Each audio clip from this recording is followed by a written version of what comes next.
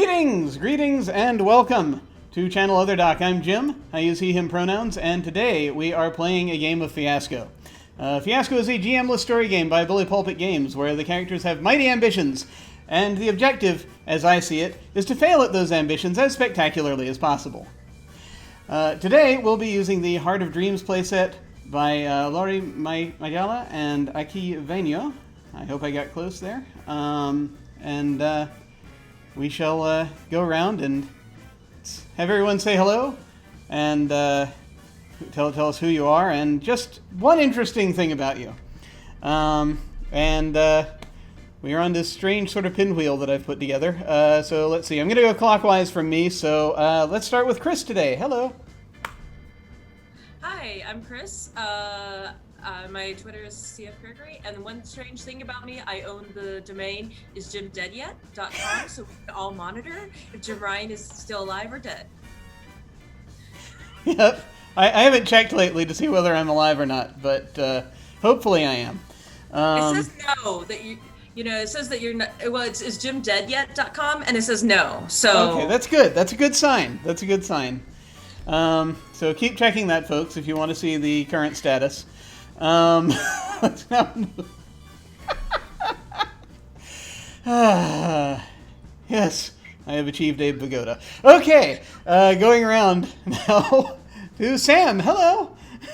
Hi, I'm Sam. Smallish Sam.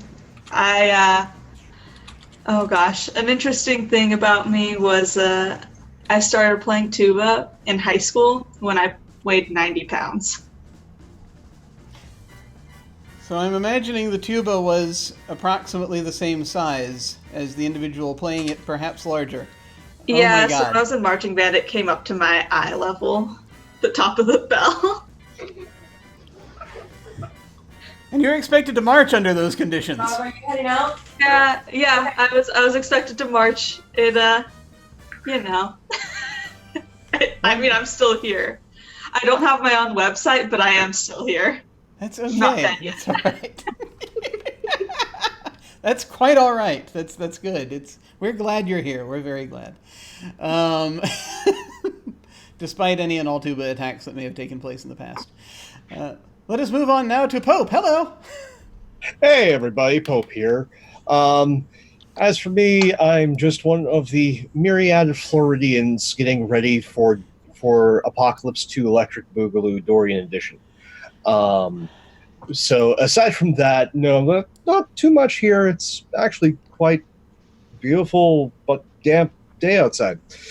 Where in Florida are you? What parts? I am right towards the home of the rat, Orlando, Florida, and of Disney and bad decisions.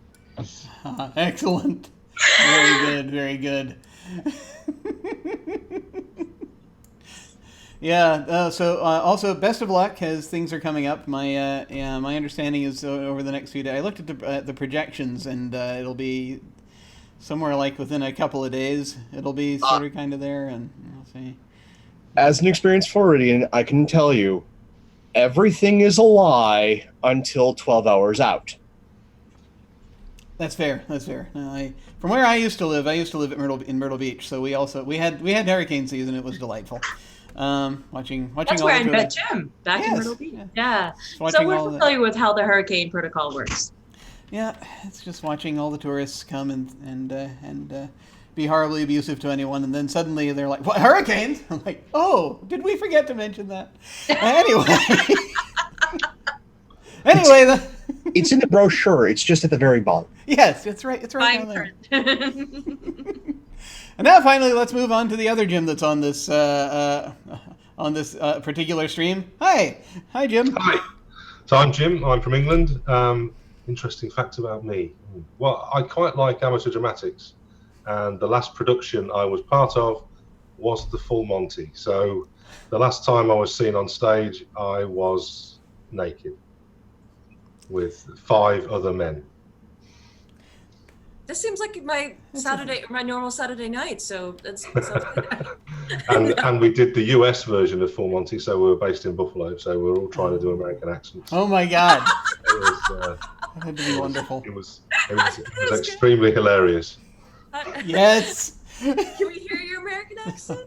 Can we hear it? Well, maybe when I've had a little bit more to drink. Yeah, let's not force it on command. We'll see how this goes. And let's see. Do I have any interesting? I keep forgetting I have to come up with these things as well. Yeah.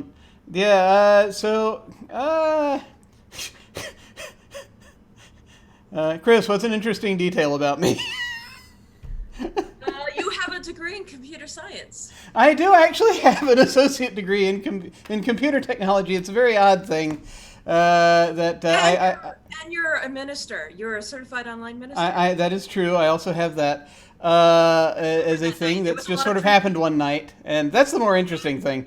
That a lot of drinking. There was a lot of drinking, and then we were like, "Oh, we can do this online. Let's do it!" And we all became ordained ministers that evening. I did not do any renewal, so we'll have to see. I don't know if it's what we would call legal these days, and it was the 90s when these sorts of things happened. But you know, that's also incidentally the late 90s. 2000 was when I was when I got that degree. So of course it was then immediately there to wrap fish in, pretty much. Technology just changed immediately. But these, time happens. But like we do with most games on this channel, we are going to be using the X card, the N card, and the O card. That's very important because it especially in a game like this that can go very quickly to very dark places. So if we hit something that's crossing a line for one of the players, any of them can, any of us can type an X in the Zoom video chat or anywhere else, or we can make an X symbol, and then we'll back up and we will do something else. If something happens that they're okay having in the game, but they don't want a graphic description of it, then they can type an N in the Zoom chat, and then we'll fade to black on it, or we'll put it behind a veil. So it'll be there, but we won't go into detail. Finally, if you're exploring a topic or an area of roleplay that is particularly intense for you, but you want to keep going, you can put an O in the chat to let us know you're okay and that we're good to keep piling on the drama. Something else that we can do is we can put an O with a question mark after it when we're moving into a difficult topic, or we say or we do something and then think, that might have been a little too much. Then everyone else can respond to that and let us know if we're still doing okay. Also, incidentally, things like these, where it's a sort of a communal GM-less thing, I also encourage use of the X card if you think that this really doesn't work with this story. That's also feel free. It's mostly about the players being comfortable. So, let's get into the setup, shall we? All right. So, all the players here should have access to the play set. Heart of Dreams. Actually, let me see if... Yeah. I'm going to go ahead and also... Yeah, I'm also going to go ahead and post that to the chat here for folks, anyone who wants... Because it's free. It's made available online for free, because this was sort of independently done also. As well, most Fiasco playsets are free. So if anyone would like to follow along. So, as we're going through this, the first thing that we do is we got to roll all the dice, which I will go ahead and do now.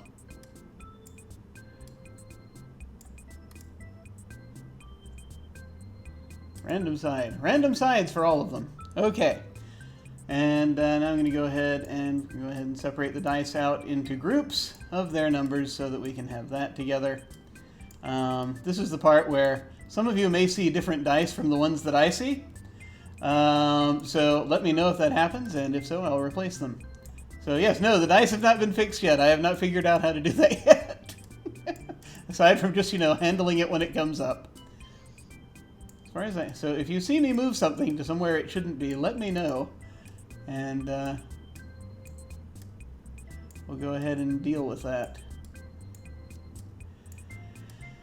All right. Whoa. Something very strange. Oh yeah, I rotated it. There we go. Okay. All right. All right. 1, 6. 1, 2, and no 3s. Okay. Now, since we have no 3s, if you like, I can re-roll some of these 1s. If we want to just make sure we have at least 1. That's often just kind of limiting. Tell you what, I will re-roll 4 of these 1s, just in case we happen to get a 3. There we go. There's a 3.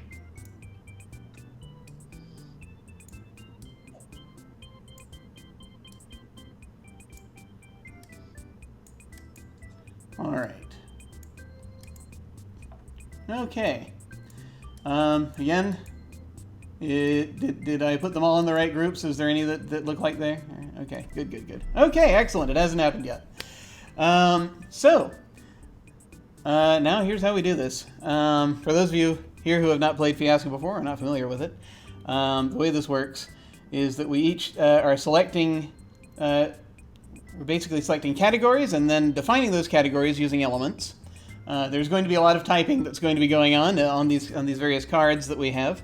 And what we're doing is we're defining the relationships between our characters, and that way that will help us figure out who the characters are. We're going to start with the relationships section because that is the easiest one to start with. And so we're going to go down here, and I'll go ahead and start. I'll pick a thing. And so I'm going, let's see, what am I going to do? Thank you for the raid, by the way. And as we're going through here, let me go ahead and I'm going to steal one of these 1s, of which there are now much fewer. Now that they've been taken away. And I'm going to put that, let's see, I'm going to create a professional relationship. I'm going to put a professional relationship, let's see, between myself and the other Jim. There we go. So that's going to be professional, and I'm going to type that in. So play's going to go around. We're going to continue going around clockwise. And so, Chris, you're going to get the next thing. And right now we're just focusing on the relationship table. So you can what you can do is you can either grab a die for another category that you can put to any relationship, and it doesn't have to be one you're attached to. It can be anybody's. Or you can define, grab a die to further define the relationship ending. So, for example, I've got a professional relationship with Jim. You can define that with another die if you so choose. So you can either pick a category or an element. Basically, is the way that's going to work. If the category is already there. I'm going to grab a 4 and put it between myself and Sam. Okay. I have no idea what I'm doing, so. Oh, no worries. No, you're doing it right so far. I apologize. Okay, that's a 4, and so that's again you can refer to the play set if you haven't been already the. Yeah, I haven't opened, but okay. Yeah. Cool, awesome. So either Sam is my uncredited writing team, or I am Sam's uncredited writing team. Well, no, that's you picked a 4 for a category. Oh, okay. Because you don't have a category that year, so if you go with that, then that's back home. Okay. We're in the same book club. Well, no, that's going to be further defined in a minute because. Okay, yeah. So we're just back home. Got it. Sorry, yeah. I'm. No problem. Yeah. No problem. No, that's that. Everybody does that their first time. Believe me, it's no problem. So do you want to go with back home, or did you want to pick a different die? Okay, I will. Actually, let me put it between you and me. Okay, sure.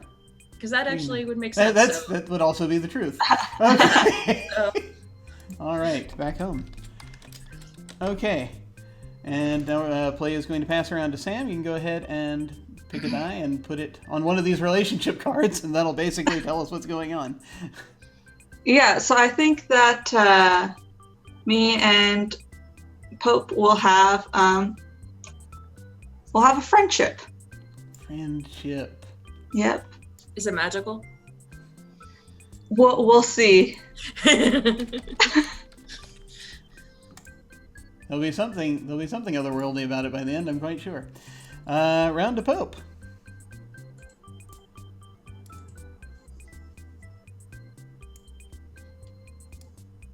Okay.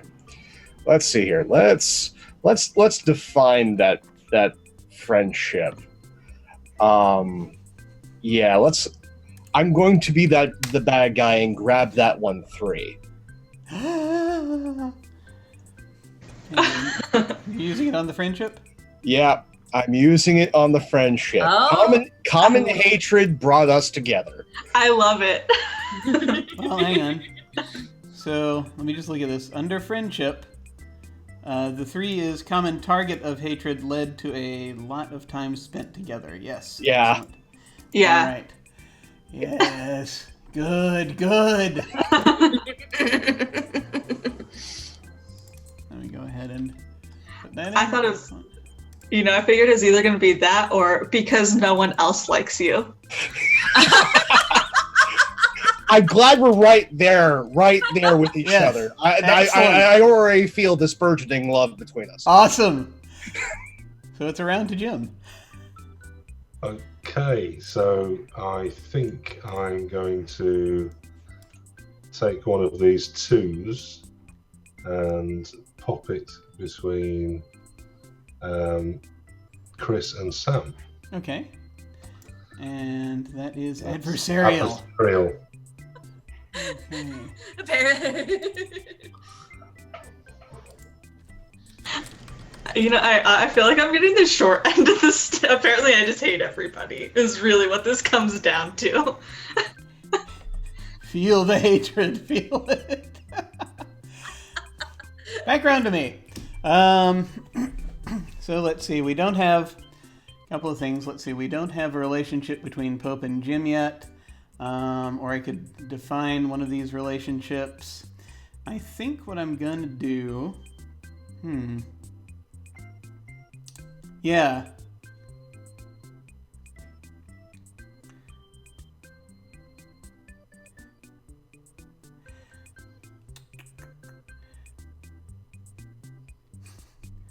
Okay, yeah.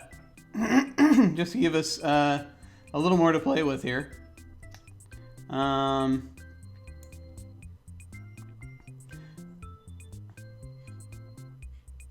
I think what I'm going to do is, I'm going to do I'm going to put a 5 to further define Sam and Chris's relationship.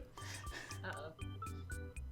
We are... I think. Unless, well, actually, I should give you the opportunity if you want to. No, go for it. No, do it. There we go. I'm all for this, yeah. All right, yep. Friendly competition that got out of hand. I Wait, so... too far, so that works. Yeah, no, I love it. I also love that, like, my relationships are both opposite of each other. One stemmed from a hatred and turned into a friendship, and one was a friendship that turned into a hatred, or, adversarial. Interesting how that happens. Okay, it's back around to Chris.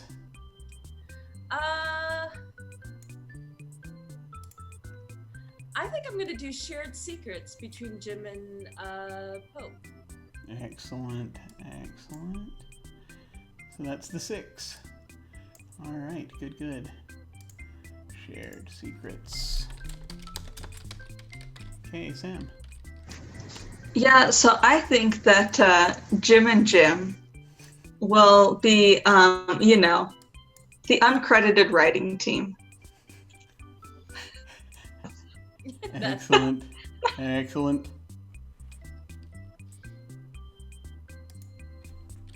Good. Okay, and around to Pope. I think I want to define that shared secret, Mm-hmm. and I want it to be just as awful as I think it should be. So it was this foreign film or that foreign film. Ooh. Okay.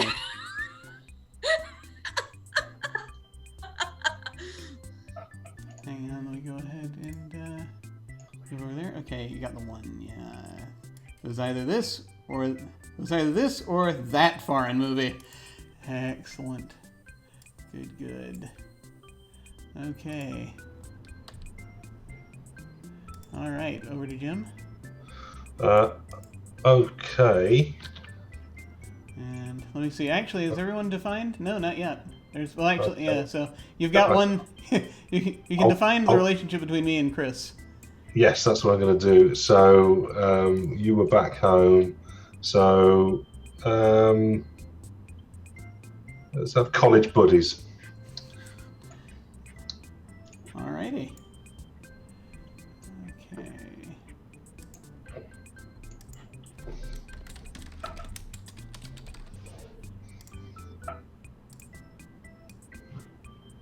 There we go. Okay, so now we move on to the other tables, and the way this works is this works just like the relationship table, except you first choose which of the 3 other tables you're picking off of, and that's when it's your turn to pull a die here.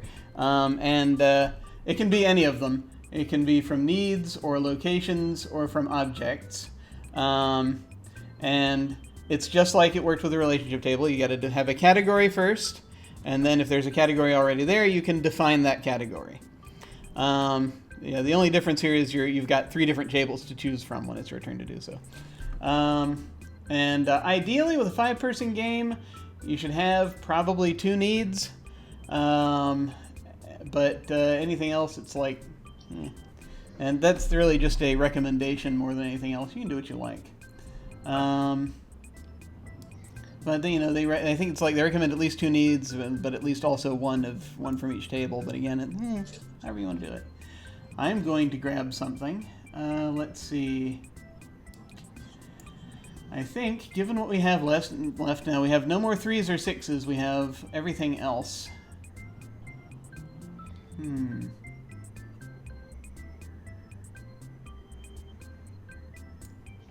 I think what I'm gonna do.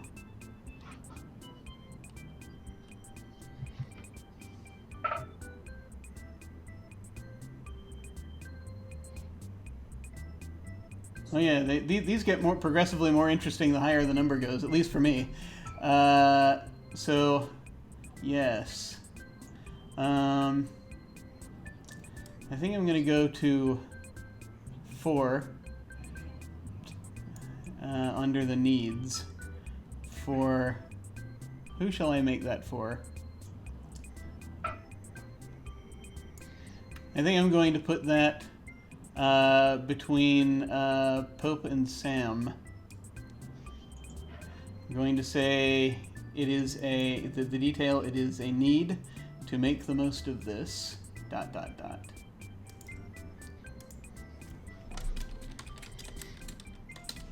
And now over to Chris.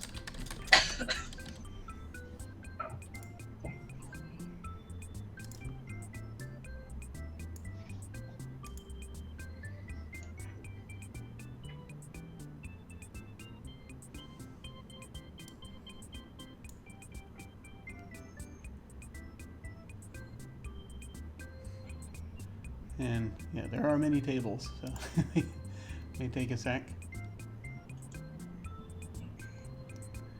Alright.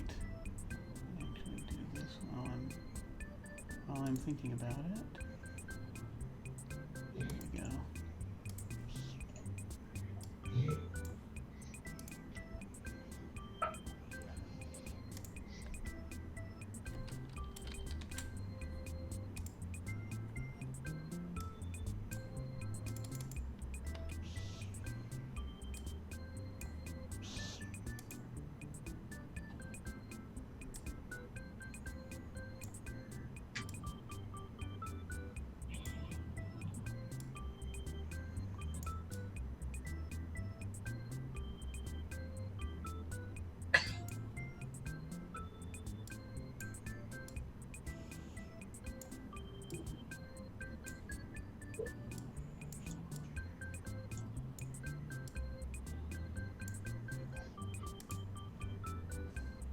Okay. So you can do either a need, a location, or an object. It's probably good to sort of figure out kind of which one of those you want first. and Alright, then- so what do I need to do? I said need to survive. Okay, you got it? Okay, cool. Sorry. I was off for a moment there. That's okay. So you got a need to survive. All right, excellent. And you go ahead and put that in, then it goes over to Sam. Yeah, so I think that. Oh no. I'm gonna go between Jim and Chris Mhm. and do for a location the places we don't mention. Nice. Okay, that is a 5. Excellent, excellent. Places we don't mention. And over to Pope. Okay. Having had time to think about this, I'm going to grab one of these 2s and put the need between our gyms to finally resolve. Okay. Excellent, excellent. So to need to finally resolve, and over to Jim. Okay, I think I'm going to grab this last 5. I'm going to place it between myself and Pope with a prop. An object, which will be protection. Ooh, nice. Excellent. Cool, cool. Object. Protection. Cool. Okay. And back around to me. And it looks like 1, 2, 3, 4, 5. Okay. So we've got categories in place. We just need to define things. All right. Let's see. I think all of the things under what you've just chosen are nice. Let me see. Oh, yeah.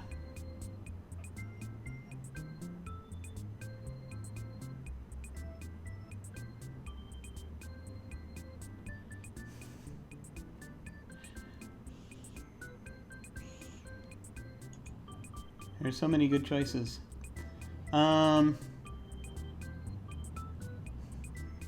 Yeah, I think I'm gonna have to go with the places we don't mention.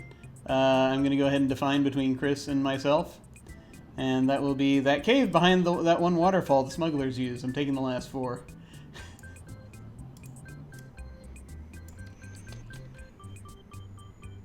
And it's over to Chris.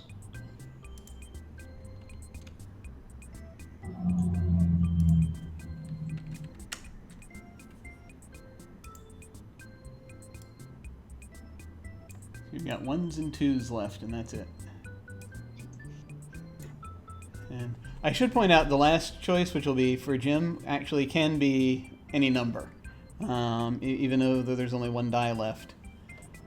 So it won't absolutely have to be a 1 or a 2.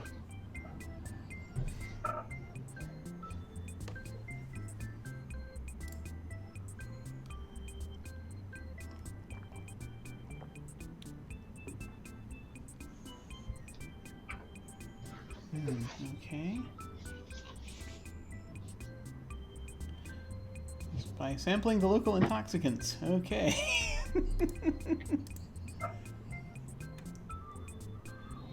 Okay. So between Sam and Pope, the need to make the most of this by sampling the local intoxicants. Cool, cool. So it's over to Sam. I think that Chris and I need to survive this shoot without going insane. That's Sorry. good. That may be too late, but sure. It's fair. It's very fair. Excellent. And over to Pope.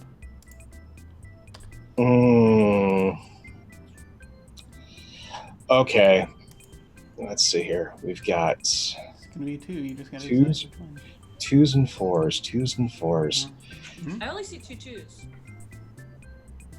Oh, Do we have our Only first deviation? twos. Okay, so we're going to define the object. Okay, revolver with 5 bullets. Oh, this is good. This That is can't so possibly be bad. Especially with the toxins. Okay, so Jim, you get to define the need between us to finally resolve, but you get to pick whatever category you want there. Okie dokie.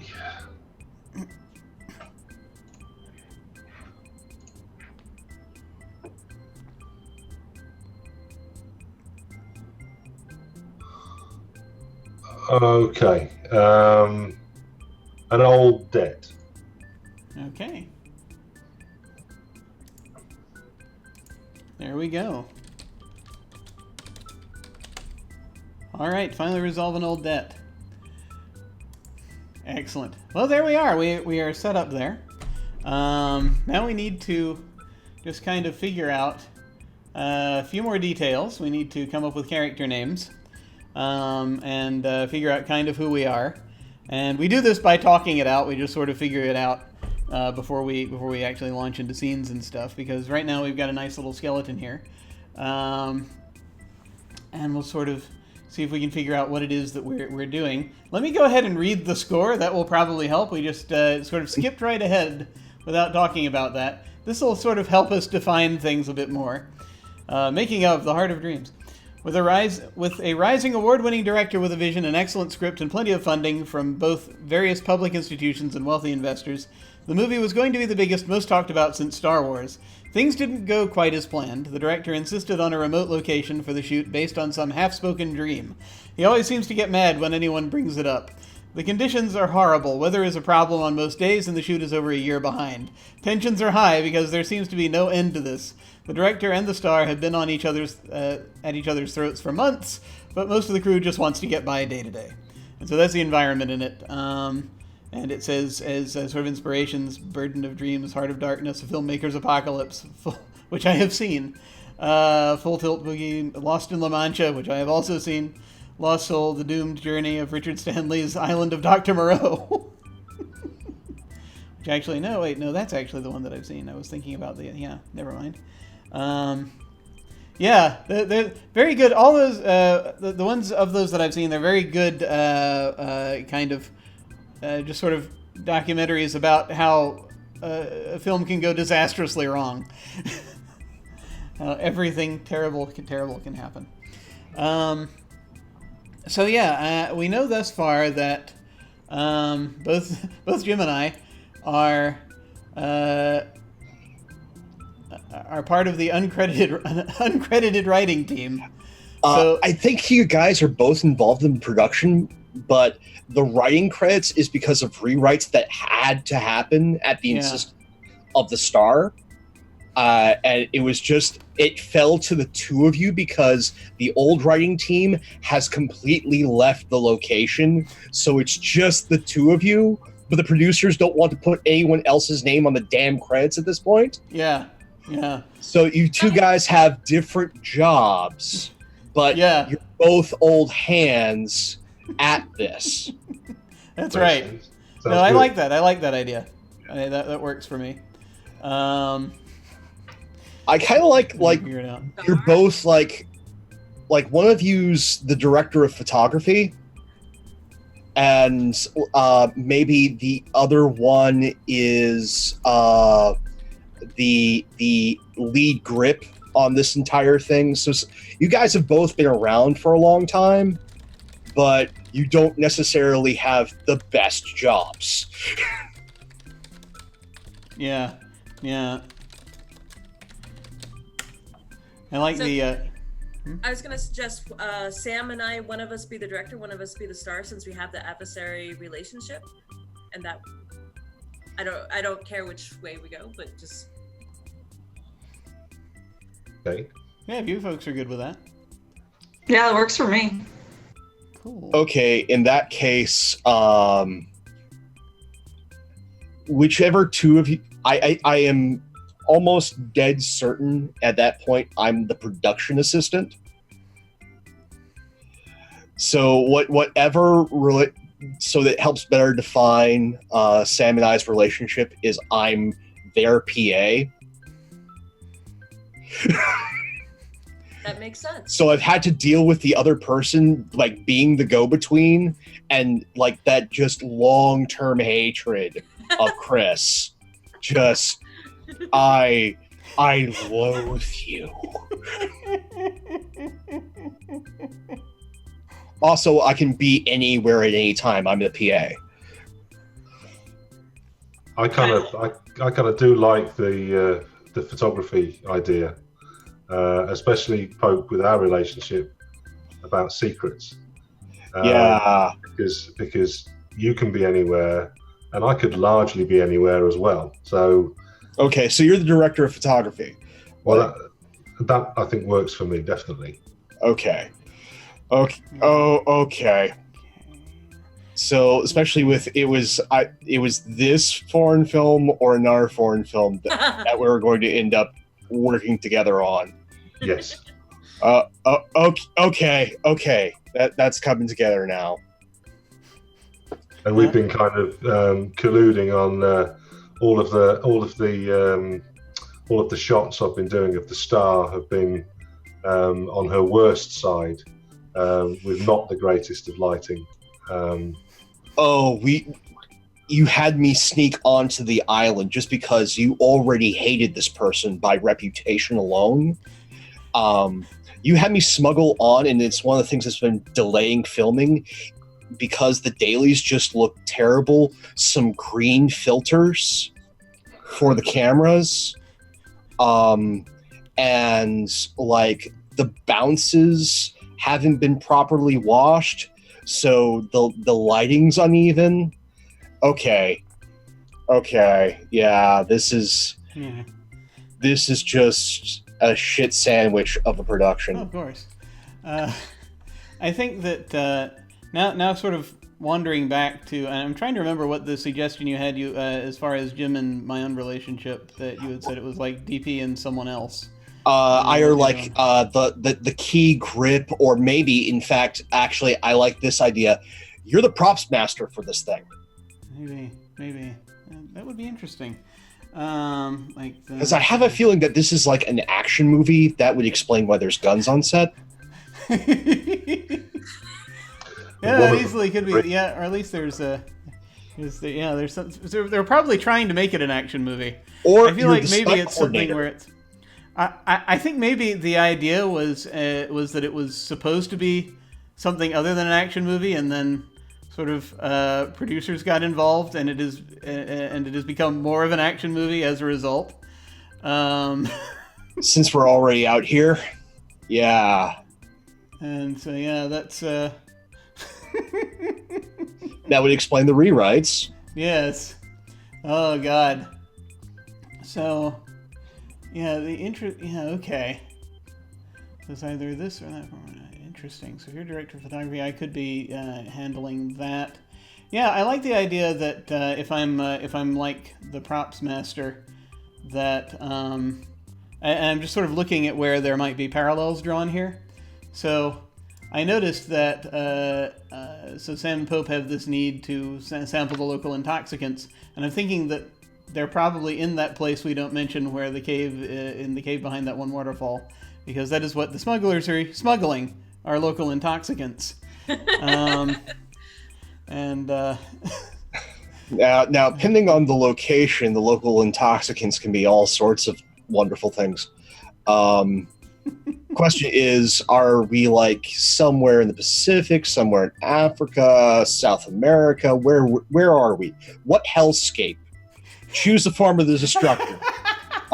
Where are we? Some kind of island jungle. Okay, so we're in the Pacific somewhere. Yeah. Okay, with current weather patterns, we actually could be in one of the small non-claimed islands in the Bahamas, which has a lot of smuggling. Most of that, funnily enough, is either marijuana or coke. So in a cave on the islands, they're there is either a lot of weed or a lot of coke. Getting 70s flashbacks. And we're on this little spit of an island that overrun with rats. They're just everywhere. Blue-footed boobies that just poop on everything. I love boobies. Sorry. And yeah, this is an old smuggler's island. So there has been some local issues, as well as since this is an unclaimed island, we don't have a lot of backup from the local authorities at all. So there may have been earlier in the production having to need to use those guns for real from the prop master. And we've been here too long, so we're And already... for some reason, I think that for some reason I just happen to have a lot of guns, and I haven't really explained it. Oh, I see. No one's asked you yet. I was also, I think, I feel like I was also kind of part of. I was also a location scout. You don't say. Yeah, funny how that happens. Yes. Okay, so Well, in terms of names, I mean, what do we want to be called? That's a great question. So now is when we go to everyone's friend, which is the name generator. I have like the nickname for this character that he goes by. This is Cab Nice. because he's always ferrying everything. I should also mention I just love that there's a suggestion came up in chat for the drug here, and that is lickable toads. Oh no, I'm not doing toad today. Okay, that's fair. No, that's understandable, but it's important.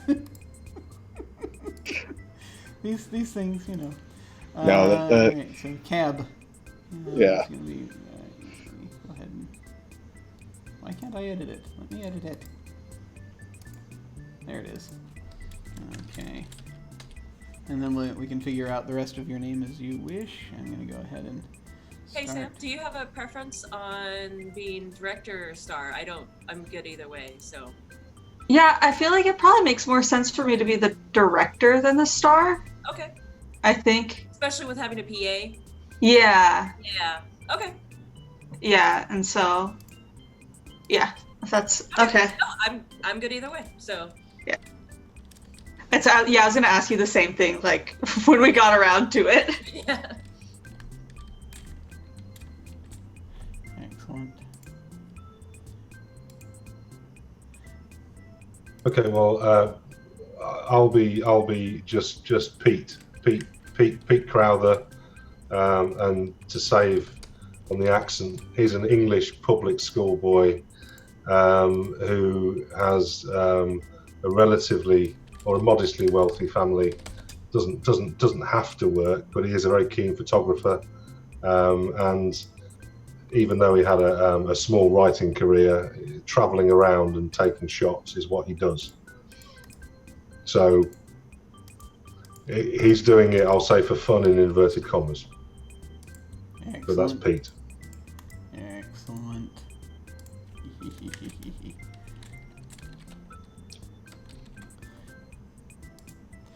Alright. And I'm just kind of filling in titles as well as the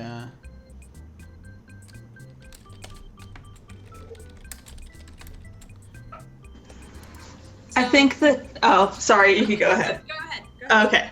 I was gonna say I think that my name is going to be Holly Wood.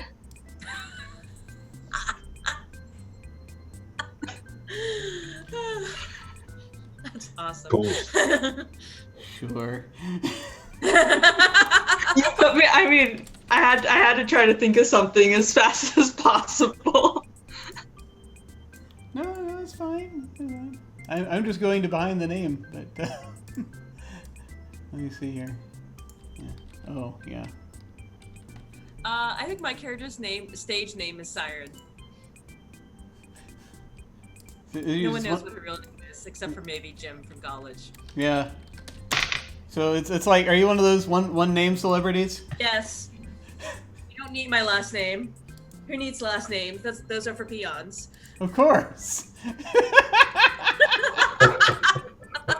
I liked the idea that if you don't like Siren, she already has an industry bad nickname, which is the Banshee, because of just the screaming that happens. That's awesome. Oh my god. So, Chris, you'll have to privately message me your you can go if you want privately via Zoom if you want, just what your character's actual name is. All right, let me go to the name generator. Sorry. I'm in the process. I want to give my character a Swedish name, for reasons. I think I'm going to go in that direction. And where is it? Where is Sweden? There it is. It's right in front of us. There it is. Okay. Yeah. Okay. Actually, that's...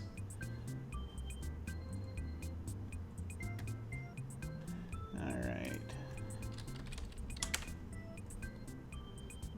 And apparently Adam is a Swedish name. And I'll just go ahead and go with that.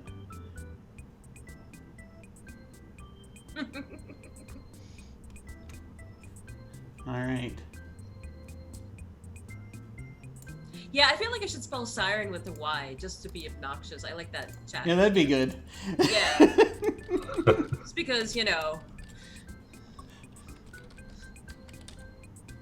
I am Adam Sorensen. And Siren is spelled with a Y. So it's S-Y-R-E-N? I like Roger's suggestion. No, not the $, but the S-Y-R. Oh god. S-Y-R apostrophe N? Yes! Dollar. I like that. Mm. Oh boy. Alright. You know, it makes it so much easier to dislike you now. Oh,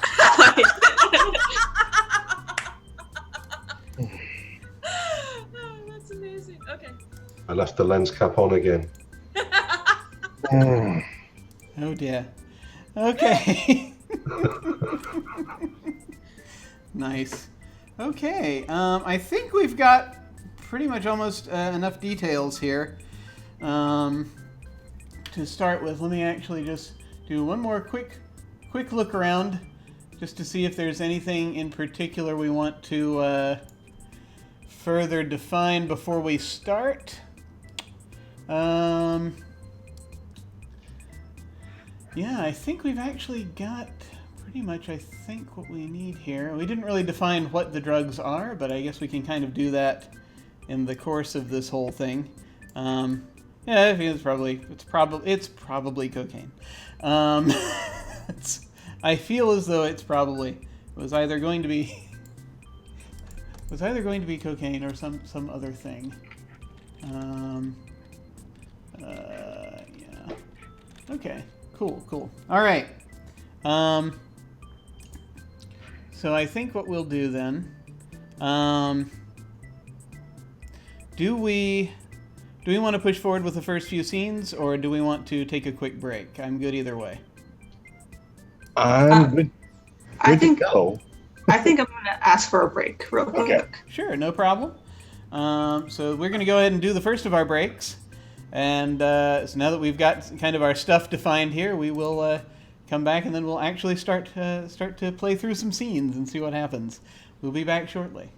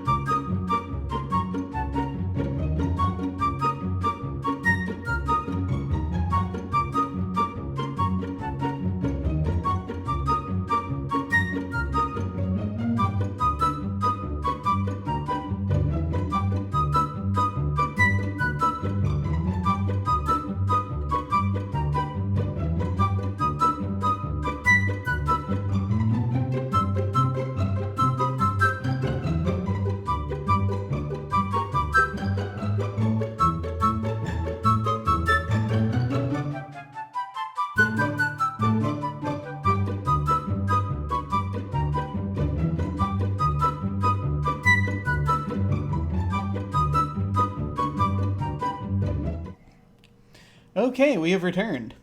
And so we're going to get into the actual gameplay. So the way that this works is that when it is, we each take a turn, and when it is your turn, it is your scene, your character's scene. Now, when it's your turn, you can either establish the scene or resolve the scene. Those are the choices you have. There will always be someone establishing a scene or resolving a scene for each scene, but for scenes that the that the player establishes, the rest of the players resolve. For scenes that the player chooses to resolve, the rest of the players establish. And the way that works is, so whoever's establishing the scene will set up where the character is, whoever character's scene it is, where that character is, what they're doing, who else is there, and what's going on. You paint a picture. You can have help. This is a collaborative thing. But you paint a picture, and the person establishing the scene gets the final say on what's there, and what's happening. And then you play through the scene. Now, it is a very good idea at the beginning of the scene also for whoever's scene it is, whoever's character it is, to have a definite idea, objective, some sort of goal in mind for that scene, because otherwise it can just go on forever. So it's a very good idea to think, okay, what do you want in this scene, and kind of make sure you've got that in mind when you're starting this out. So the scene's going to end either well or poorly for the character, and the way that's determined is at some point, some of it, sometimes some scenes you just sort of play them out and then you sort of see where it goes. But for the most part, what you have, and let me actually move all these dice back to the middle here because that's going to be important as well. Let me see if I can move the dice without, in fact, moving all of the all of the text along with it. So as this happens, whoever is resolving the scene at some point during that scene can pick either a white die or a black die, and that will be given to the player. If it's the player themselves, and they just they hold on to it for a minute.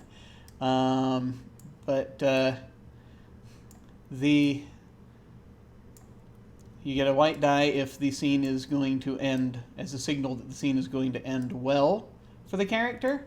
A black die as a sign that the scene will end poorly for that character, and you aim at that as you're sort of deciding it, as you're resolving. And if need be, we can stop the action and think, okay, how do we think this ends? That kind of thing.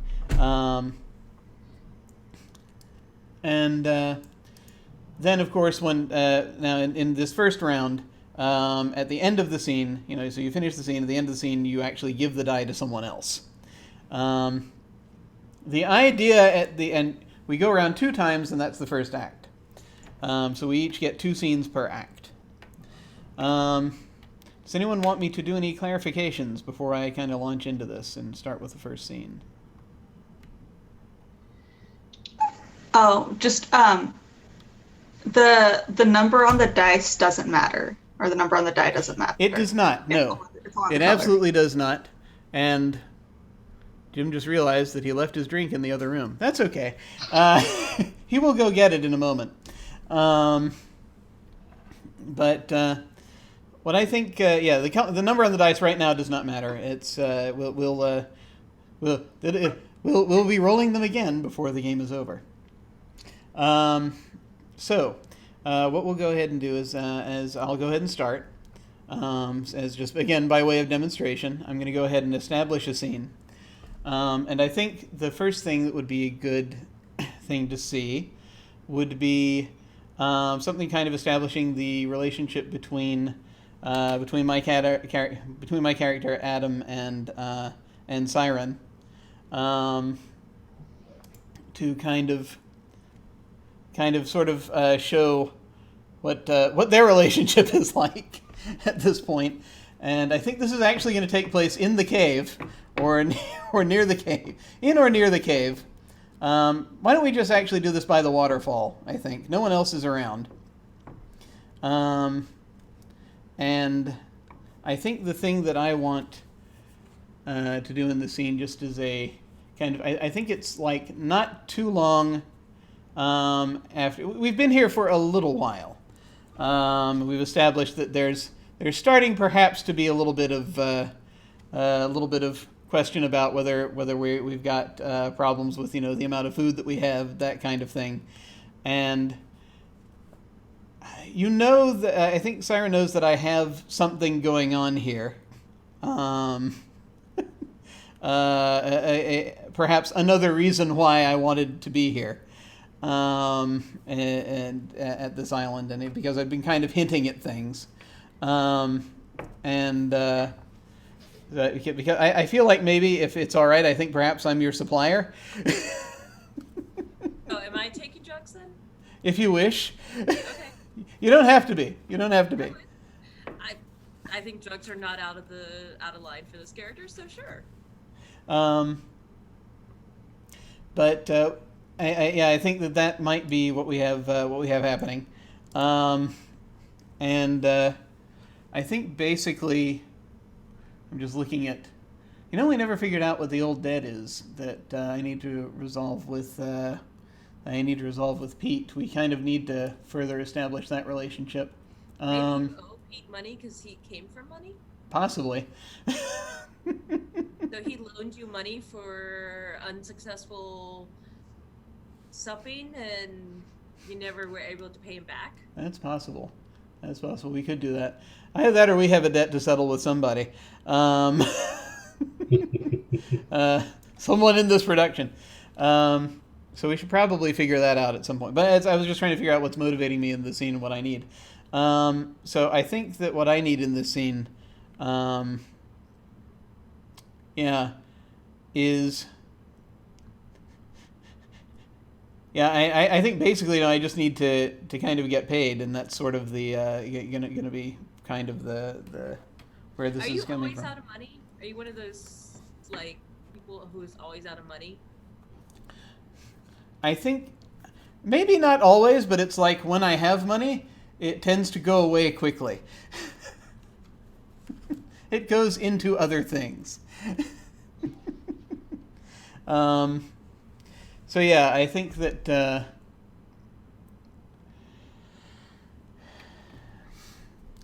I think we'll kind of do that where it's like where I'm going to be kind of out by the I think I'm like sitting on a rock near the waterfall. It's kind of just a bit away, and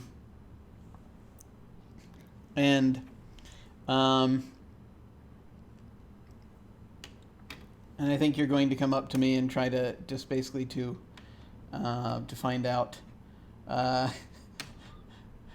any number of things about what's going on with the with things here, and we'll kind of go from there. Does that sound reasonable? Sure. Okay. So my character is I think he's got just sort of he's got light brown hair. He's sitting on a rock. He's wearing kind of a sort of one of those jackets, the beige ones that field jacket type things with many pockets type deal. And trousers is just sort of and he's a guy smoking a cigarette, and he's playing with like a he's playing with I think he's playing with a some machine part or other in his other hand that he's working on.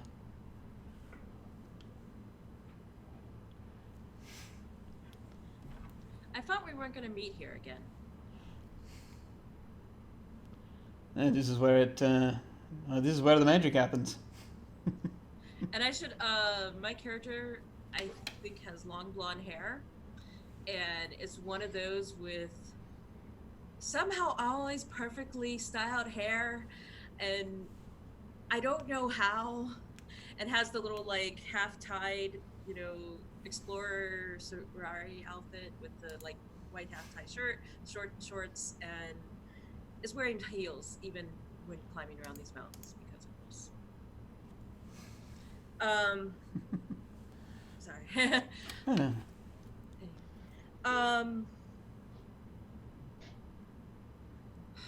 Did you get the stuff? Oh yeah.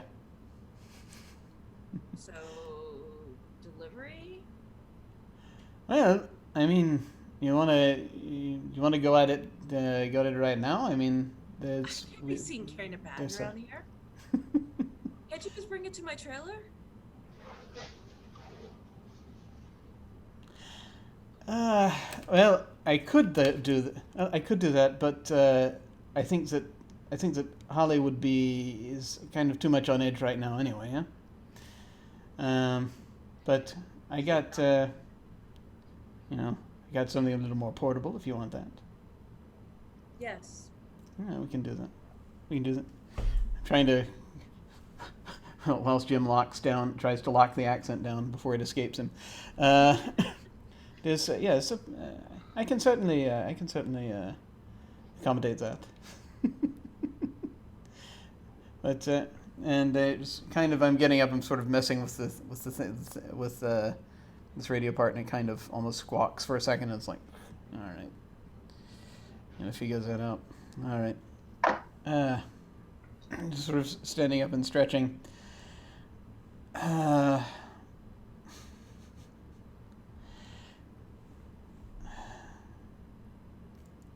Now,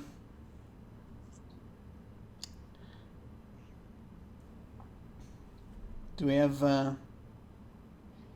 Is everything all right? Everything all right with the account? Are you out of money again? Did you spend it? Well, I mean, my people aren't getting here for about another about another 4 or 5 days. I would assume so, but it's not like we have fantastic internet connection here. Yeah, it's fair. It's just kind of him just looking at him like, is the main internet tent on the fritz again? Of course. I don't know. They said it's a storm, just like a little hurricane or something. I can go and have a look at it. It's not another look at it. Make sure that's not too much of a problem. I don't know if I can. See, here's the thing. I just want to make sure you're okay. You've got the handle on this right now. If I give you something right now, are you going to? You're going to start tweaking out like you did in the old days, huh? No, I'll be fine. I just, I'm on this breatharian diet, and I just need something to keep. Oh my God! Was that your idea or your agent's? Agents. Of course it was. God, I hate her so much. Okay, every time you tell me about what she's doing to you. Oh God. Okay. I think actually before I go any further, I'm kind of wondering how the scene's going to end for me, so I can have something to steer toward. Okay. Any thoughts, folks? Yeah. Which color die are you folks wanting to throw at me here? This is a black die. Okay. So I'm just kind of like looking over, and I'm just sort of like, yeah, absolutely. You're absolutely sure that you can handle it if I give you some of this right now. Yeah, absolutely sure. Because this stuff that we've got is very good quality. It's crazy quality. It's kind of. Trust me. I'll be fine. We're drinking straight from the fire hose here. You're going to be okay? Yes. You're going to be okay. Okay. Well, I can. All right. And he just kind of. he kind of will sort of.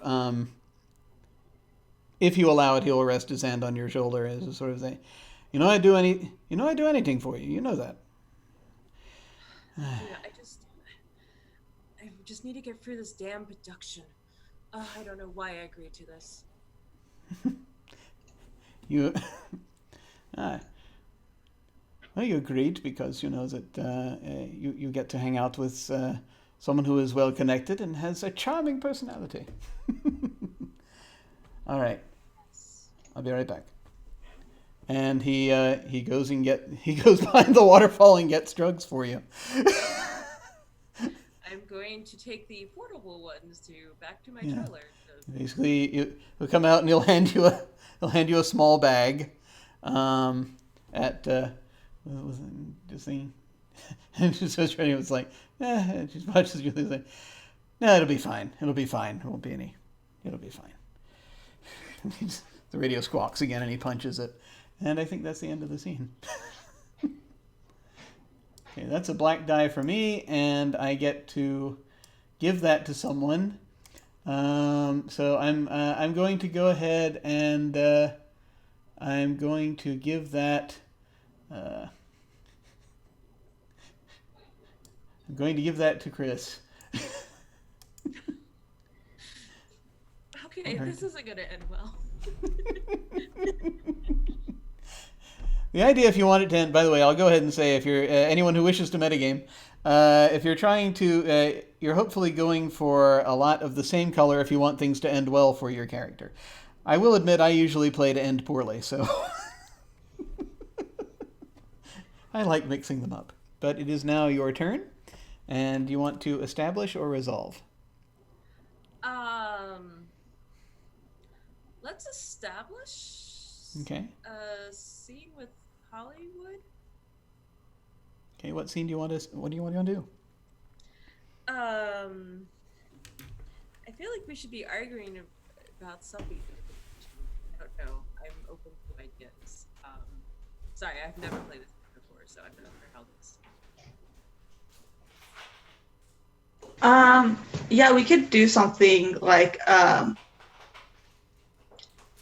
essentially like I confront you for what I assume. I assume you're the person that's hoarding all the food. Ah, okay. Am I actually the person hoarding the food, or I just mega gaming? Am I actually hoarding the food, or is that someone else? I don't know. Yeah, you can decide that right now if you want, or you can. I think I'm not, but I think everyone hates me, so they assume that I am. Yeah, you're establishing, so you can say that's fact, and that's it. Yeah, I think that I think actually the person hoarding the food is going to be the director of photography. Possibly. Well, if it depends on if you think we're going to see that in the scene or not. It could end up being someone else, but that's kind of speculation. That part of it. But I am not hoarding the food. Yeah. I will say that as fact. I am actually. I'm apparently sustaining on drugs and air. So. Yeah, that's the best diet is drugs and air. What are you kind of going for in this scene, do you think? Well, we're establishing. I think I want to deepen the hatred between myself and the director. So your character wants to deepen the hatred? Is there a particular reason why she wants to do that? No, she's just in a bad mood because she's in the middle of nowhere and she's almost out of hairspray. So this is more just kind of you just want to get one over on the director at this point. To just in this. Okay, no, that's cool. So yeah, is there anything else you want to establish about the scene before you start up? So I am walking back to my trailer, and I will run into the director, and then we'll go from there. Yeah, that works for me. Okay.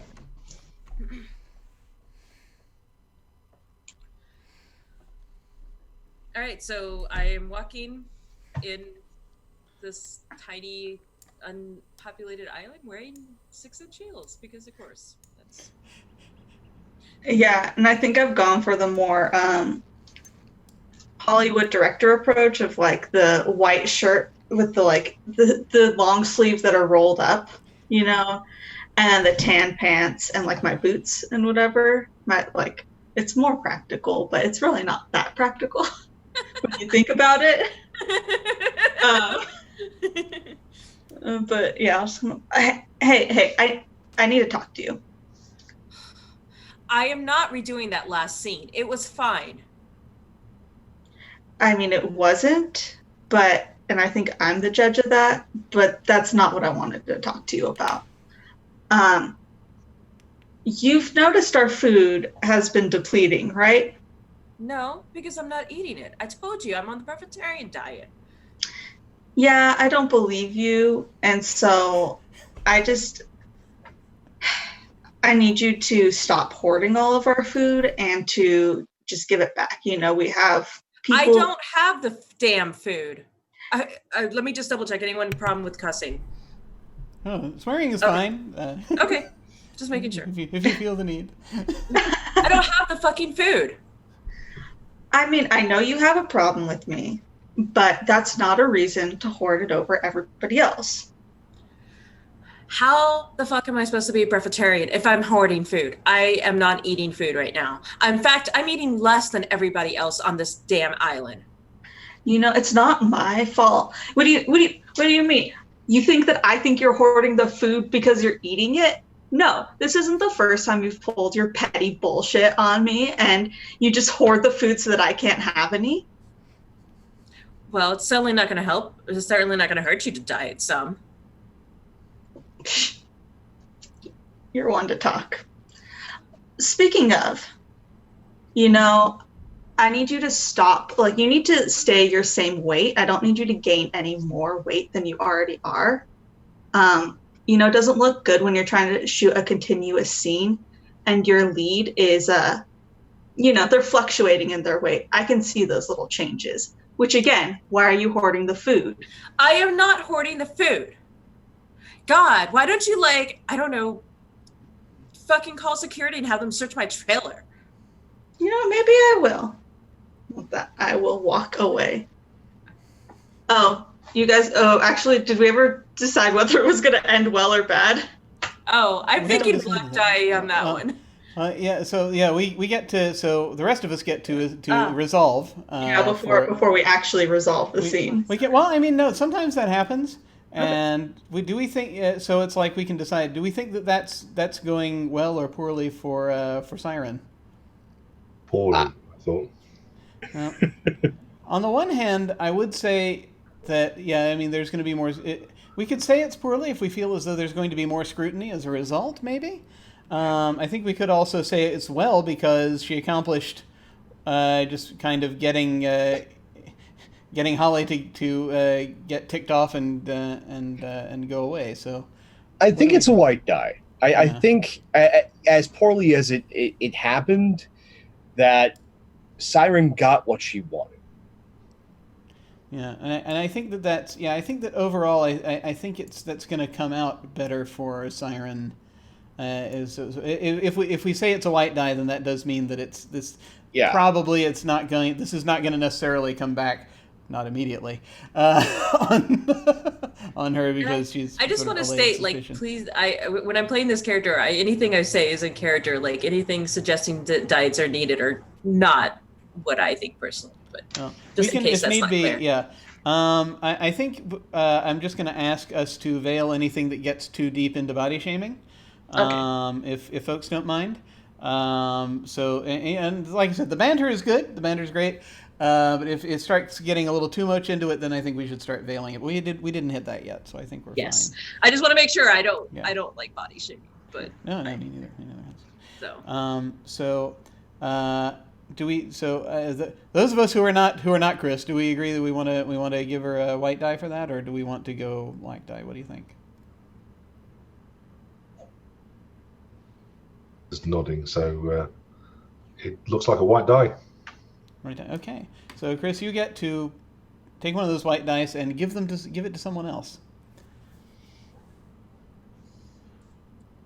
I think I'm going to give it to Pope. Alrighty. Okay, now it's around to Sam. This is going to be Holly's scene. Do you want to establish or resolve? Yeah, I think I'm going to resolve a scene.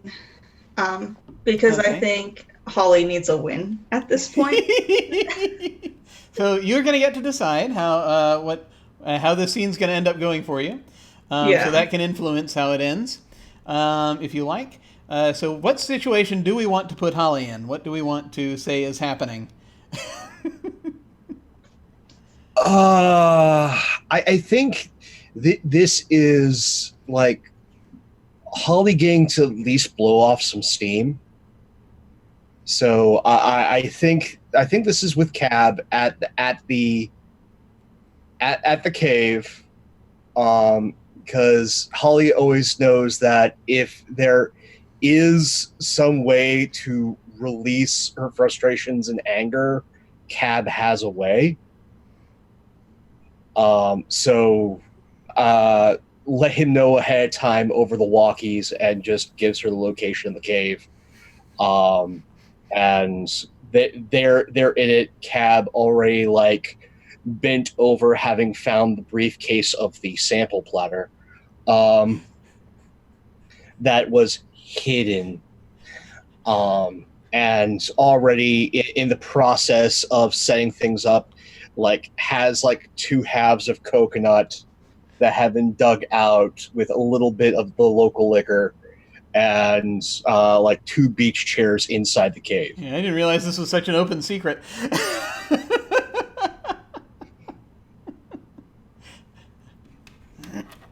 No, that's fine. That's fine. You know, we're going to be leaping directly to the places we don't mention. All right. Okay. Is that everything? Do we? I think that's where we start. You get to resolve it. You know, Yeah. What does well, before we go off? Do you have some idea, Sam, of what Holly is wanting or trying to do in the scene? Just kind of trying to.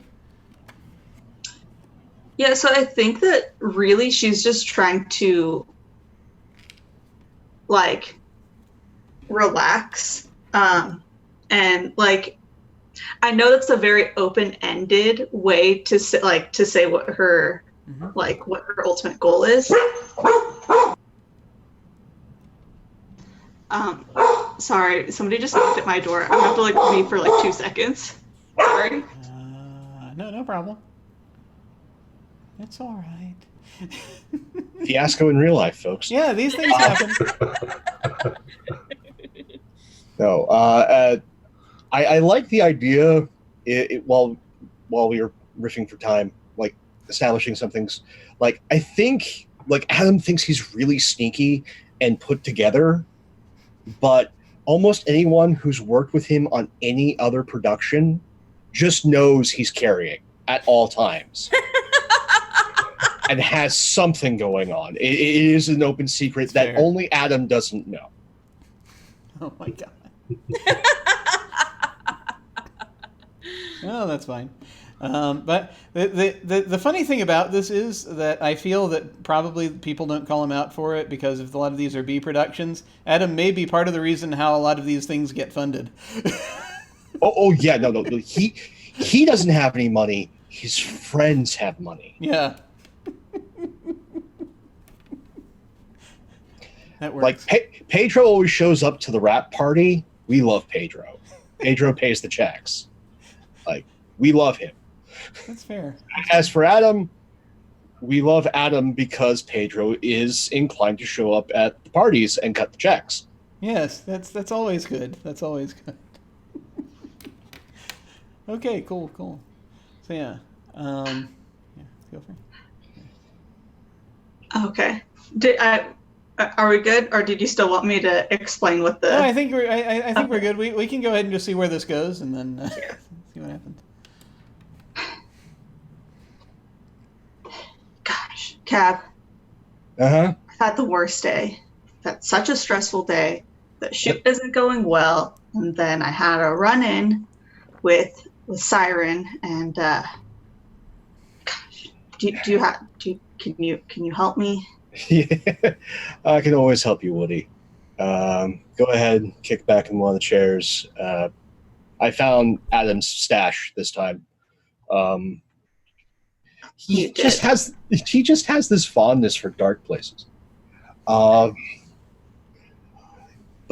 comes back carrying like two halves of coconut, like sets down like some sort of like tropical drink, and then comes over with like a small cheese platter and already cut up lines, and just slides that over. Again, the perks of working with Mr. Sorensen. Anyway, no, just kick back. I'm guessing the Banshee's giving you a hard time. Shh. Tell me about it. Just after her usual shenanigans, I finally confronted her about the the missing food. Uh, You know, her like pranks she likes to play, and play them on me all she wants. Other people need to eat. yeah, the food situation's gone wonky. And considering that the caterers left 5 days ago, I don't know how we're going to keep on production. Also, I wanted to hold off on telling you this, but 2 of our chute boats have broken down. Like, I don't know if it's lack of gas or somebody's pulled like spark plugs or something, but talking with Pete, like he can't get those water shots until those are fixed. Gosh, this is just turning into a shit show, isn't it? But hey, at least this is going better than Bots 3 Revenge of Tomorrow. All right? We're not there yet. Gosh, yeah. That talk about a shoot, man. So things are looking up. I mean, all of our stars are still living and breathing.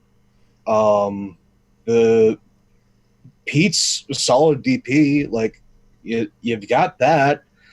Yeah, we're working with Sorensen, but hey, you've got your cheese platter. We're working with Sorensen. Yeah, I can deal with that. How's our finances are okay? We're good, but we're only 5 days good. Okay. If we go past 5, we're probably going to have to go back to the producers to ask for more money again. You know how much I hate the producers. It was a horrible, horrible show. They're the ones that saddled us with the Banshee, but considering how much money that you asked for, boss, for the location shoot, we're at their mercy. Yeah. Okay. Well, we need to wrap this up. We need a solid game plan. How about you go figure out? Can you do me a favor and figure out what's going on with those boats? And then I think that's kind of the first step. Once we get that, I'll kind of figure out what our options are for food. And I think we should be able to wrap this up in a few days. We only have a few more scenes to shoot. We'll see how the Banshee's doing, when we actually go to shoot, and see how much on her game she is, which could always be hit or miss. But to be fair, I've already gotten a little into the local relaxation. But yeah, no, I should be fine to talk with Pete. But yeah, we'll get right on that. See if we can fix those boats. I would suggest, if we're not shooting any more today, also getting into not just the alcohol but everything set on that platter, because it helps keep the hunger at bay. Absolutely. And with that, I think I'm gonna go and just go over the top, because I've had a day. And I think that is going to be my good ending. Okay. Cool. So you're taking a white die for that? Yeah. Fade to black on my on my relaxation. Who do you want to give the die to? I think I will give the die to you know what? Let's give it to Jim. I don't know how to distinguish between you two. Other Jim's fine. We're the same. I could say there's the yes Jim and the no Jim. I don't know. I don't want to. I don't see. It all sounds bad. Well, we established that I'm that Jim, but aside from that, it's hard to say. So is he this Jim then? If you're that Jim? Yeah, I sure. am this Jim. Yeah. Oh my God. Welcome to the Gymverse, everybody. The brand deepens. We just need James Silverstein in here, and then we'll have true the multi gym verse. Try gyms. Okay. So over to Pope. Do you want to establish a resolve for your scene for your character? Think we're going to establish his name. Okay.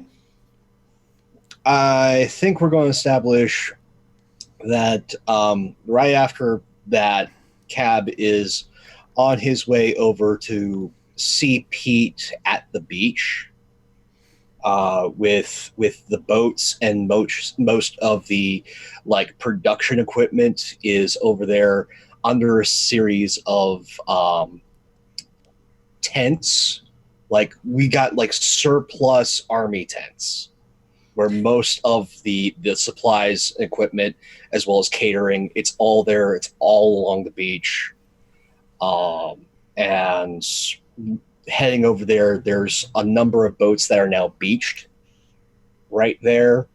And that's where I'm meeting him. And I'm just trying to get a handle on what Pete needs in order to get this shoot finished.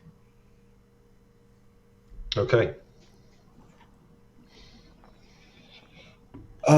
Hey, Pete. So, just got back from Woody. How is she? Not good, Pete. Not good. So, what do we need to get these boats back up and running? Because I'm only hearing all this stuff secondhand. Like, what's the situation? Well. If I describe Pete, first of all, he looks like an Englishman on holiday. He's got sandals with socks on. He's got the loudest and nastiest Hawaiian shirt you can think of. He's horribly sunburned. And to top it all off, because he thinks it looks cool, he's borrowed a baseball cap and he's wearing it backwards. And he's got a camera around his neck. Cab, and he puts a foot on a boat.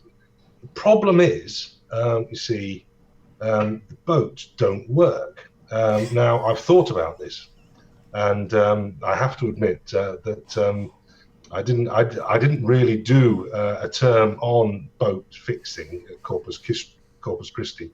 I was mainly studying history at the time, so. The most important thing I think we need is a mechanic.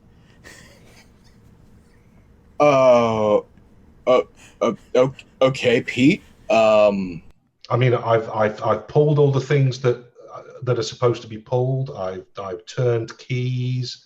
I poked this button here. Not quite sure what it does. I really only twisted the handly thing. To get me to where I needed to be so I could get my shots. So, I mean, you could maybe float me out. I mean, how urgent are these shots, really? We've got 5 days, Pete. God, I mean, couldn't we? I mean, I've got a laptop full of pictures. Couldn't we just wing it? Like, the drugs are fully kicking in at this point. As Cab, who's got this now like salt crusted, like unkempt beard, wearing like a fully black polo shirt that just says PA on the back of it, in jorts and sandals. Like his eyes are starting to dilate. All right. Sunstroke, is it? I read about this. No, Pete. Not a stroke. Not a stroke. Okay. As eyes just start like gazing over the boats. Yeah, mechanic. I think Jimmy was a mechanic once. Really? Yeah, he's one of our grips. I can see about poking him. Like, Pete, you said you pulled things. Where's everything you pulled? Well, there's this little ring here, And I was showed when I first started that if I pulled it, I mean, I used to have a lawnmower that I could do the same thing on. But obviously, this isn't a lawnmower, but I pulled it really hard. And, well, frankly, I thought I'd put my shoulder out. Really hurt. So, and then there's these three switches here. I flicked those. Uh-huh. I just couldn't get a peep out of it. Did you do this on the water or on land? Well, I mean, they're beached. I couldn't really do it in the water. I mean, we could get some fellows and push them into the water, see if it makes a difference. I mean, I'm all for that. I'm gonna get back with you, Pete. I've had a day.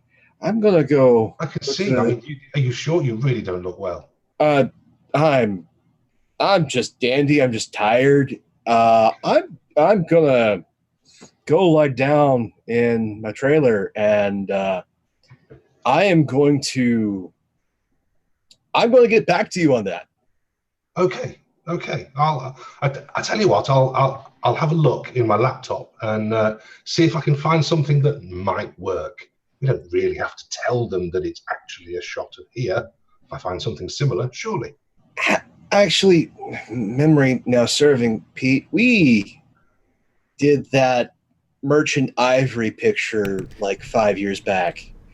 You know, we're going to talk about that. Yeah, but if you still have those shots from that last day of that shoot, we might be able to compose those in. I might do. Yes. I'm sure I could Photoshop something up if you needed. Cool. I trust you, Pete. I'm gonna go lie down. Marvelous. Take care. I love Pete so much.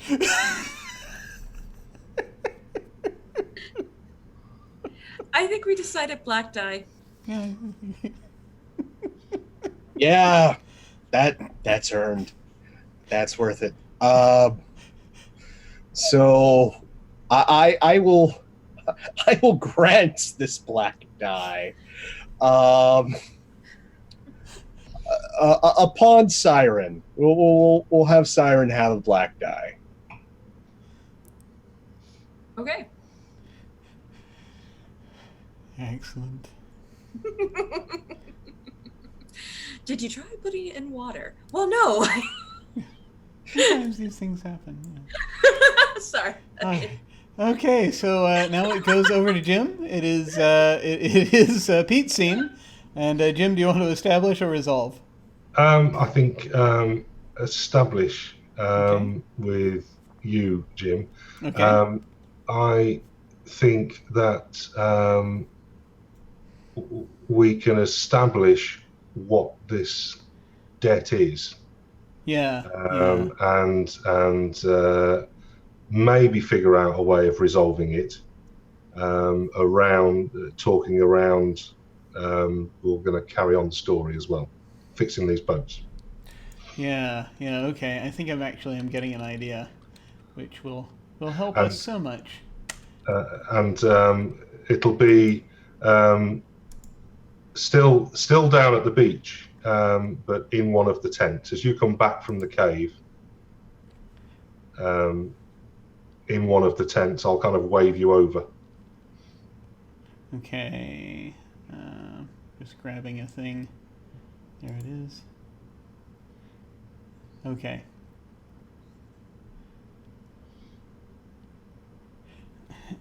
And so I'll go ahead and as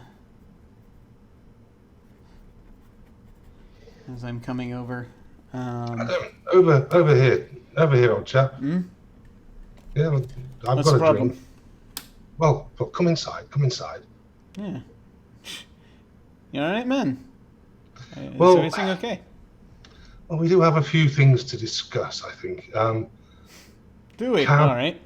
Yes, I mean, one of them I think is to do with the picture, and the other one is, of course, to do with our agreement, let's say.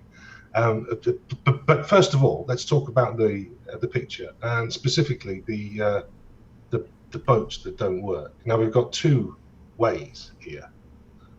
Cab says there's somebody called Jimmy. I have no idea who he is. He's gone to lie down. Could you maybe? There's a grip, Jimmy. Apparently, I don't know who used to be. Yeah, Jimmy's one of the grips. Yeah, he's okay when he's awake. Well, maybe ask him if he could fix a boat, because if he can't, then I'm going to have to, cheat. But that's no big deal. So, to business. What do you want to do about our agreement?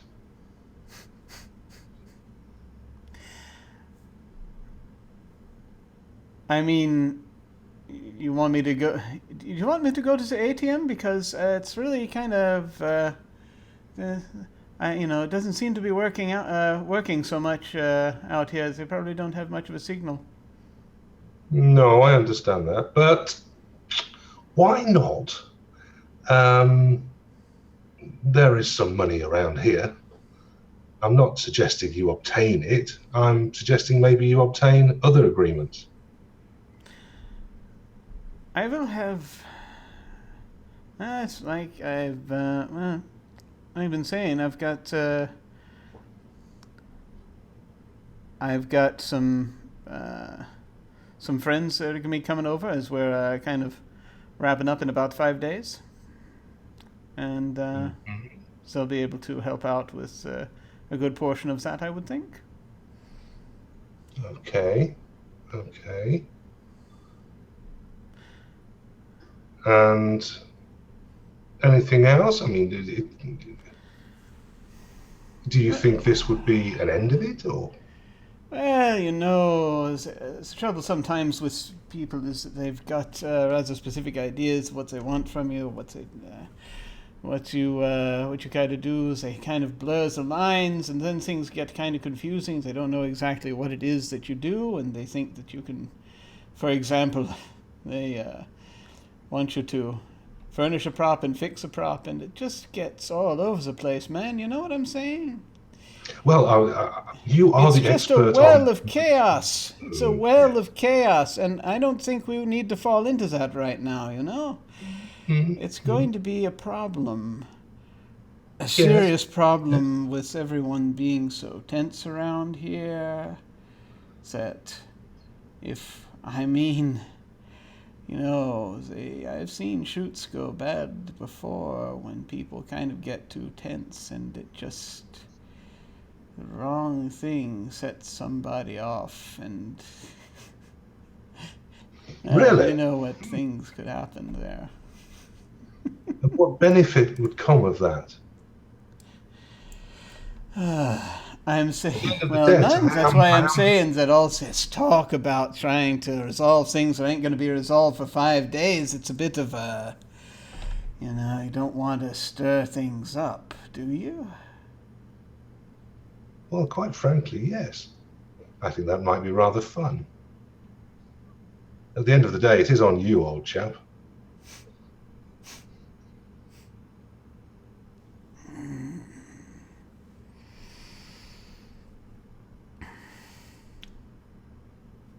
I feel as though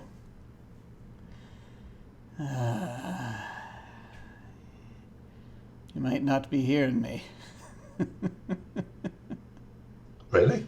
I thought I was hearing you rather clearly.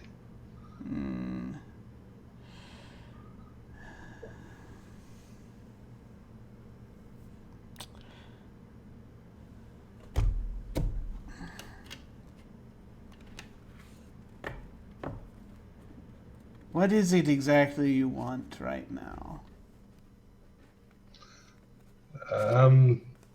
More than just a promise that I already have.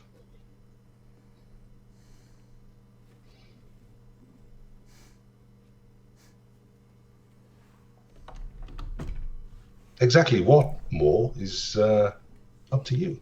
Then it's up to me if I accept it. But I'm a genial chap, quite amenable. All right. All right. My friend, I will get you something. Okay. I'll be sure of getting you something. Jolly good. That'd be You will marvellous. have it by the end of the day. Well, that would be marvellous. And you'll speak to Jimmy too. Oh yeah. Good. We're gonna take care of that boat. We're going to take good care of it. Excellent. Excellent. Well, I'll still fire up the laptop just in case. Oh yeah, you go ahead and do that. Marvellous. All right. Be seeing you soon. Yes. See you soon. Just turns and walks out of the tent.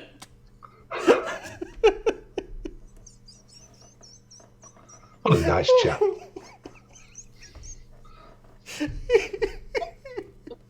Yeah, Black.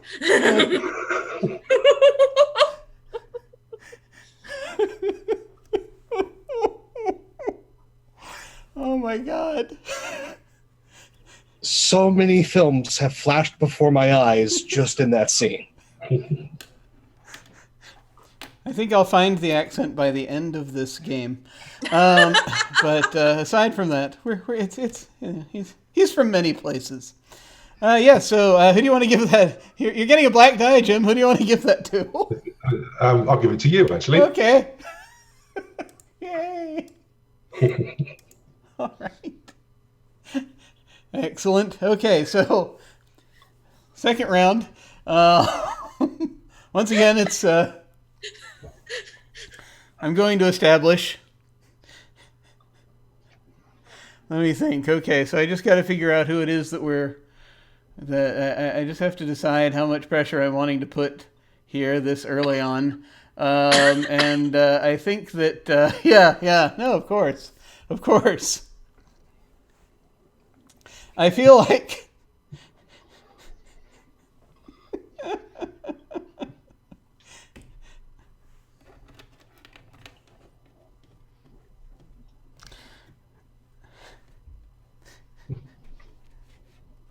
Let's see. Yeah, okay. I think this is going to happen just a very short time after. Not too long after. And so what I'd like to establish, and this is... folks will get to decide how well or poorly this goes for me. This may end up being a very short scene. But I think that it's going to be... Adam, and it's going to probably be Holly. And Cab might be around, possibly, or might be seeing this from a distance, or might actually, maybe this isn't too far afterwards, so Cab might actually still be passed out in his tent. But I think that what we're witnessing is a scene of chaos where one of the boats it's out, it's in a very excellent filmable position, and it is on fire. Wait, purposefully on fire? Well, it's hard to say, really, but exactly what happened. But Adam doesn't seem too terribly concerned, as I gotta ask, is Pete on the boat? No, Pete's not on the boat. We're not doing that to him yet. But no, it's Pete's not around right now. This is just basically before we're not actually exactly we're not doing the direct setting up of shot. Just sort of like there's maybe like a second unit thing going on at best. So Jimmy is running around, perhaps panicking a little bit. But I think that Adam is just calmly standing on the shore smoking, as this boat that apparently they were trying to fix is now on fire, and and Holly is going to come upon this scene as Adam is quietly staring at it. And my objective in this scene basically is probably going to become incredibly apparent after the first few lines of dialogue. But we'll kind of just sort of go from there, I think.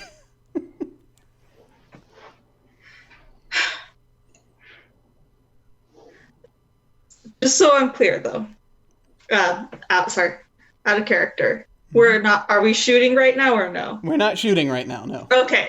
So the boat should not be on, I should not be thinking that the boat should be on fire right now. Yes, exactly. The boat should absolutely not be on fire right now. Okay, I just want to make sure that... It is an action film, so I mean, there's, but... that was what I was like... Yeah. But okay. yeah, this is not a time when the boat should be on fire.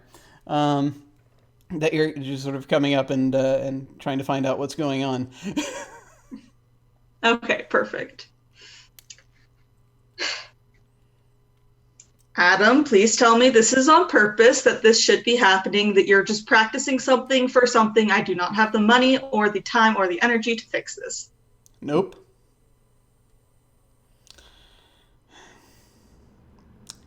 This strikes me as a problem. Yes. I mean, yes.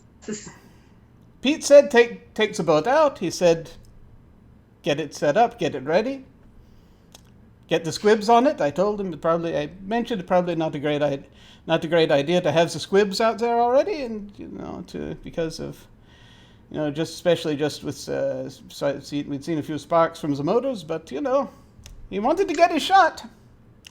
Well, there it is. He's got his shot. Hope he hurries.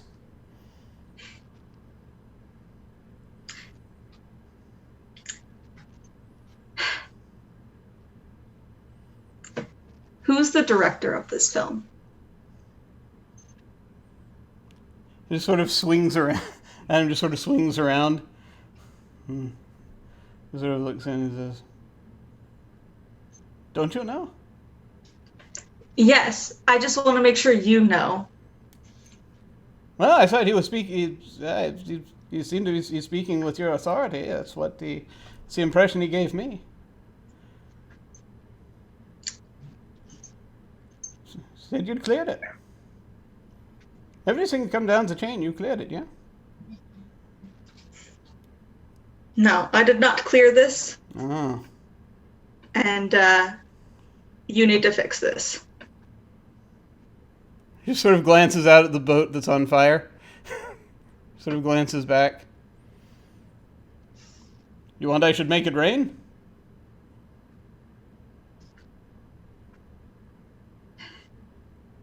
Honestly, right now, I know that's not actually getting fixed. Sure, make it rain as long as it's actual rain that puts out the fire and doesn't make this worse.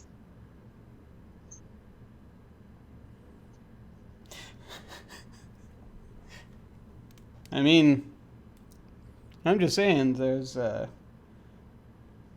I mean, we're working, we're working on it. See, Jimmy's out there. He's been. I don't think there's a whole lot we can do at this point. It looks like it's pretty much a gone thing. Yes, Yes, this has been going way too long. This is way too much money. This is done. I know there is no fixing this, but at least hopefully maybe the boat's out there. Maybe we can get some shot of it. Oh yeah, we can shoot it burning. That'd be very pretty. Probably, yeah. Sounds good to me, but I just brings the props out and I put them where I'm told. Yes, and you do a very good job at that.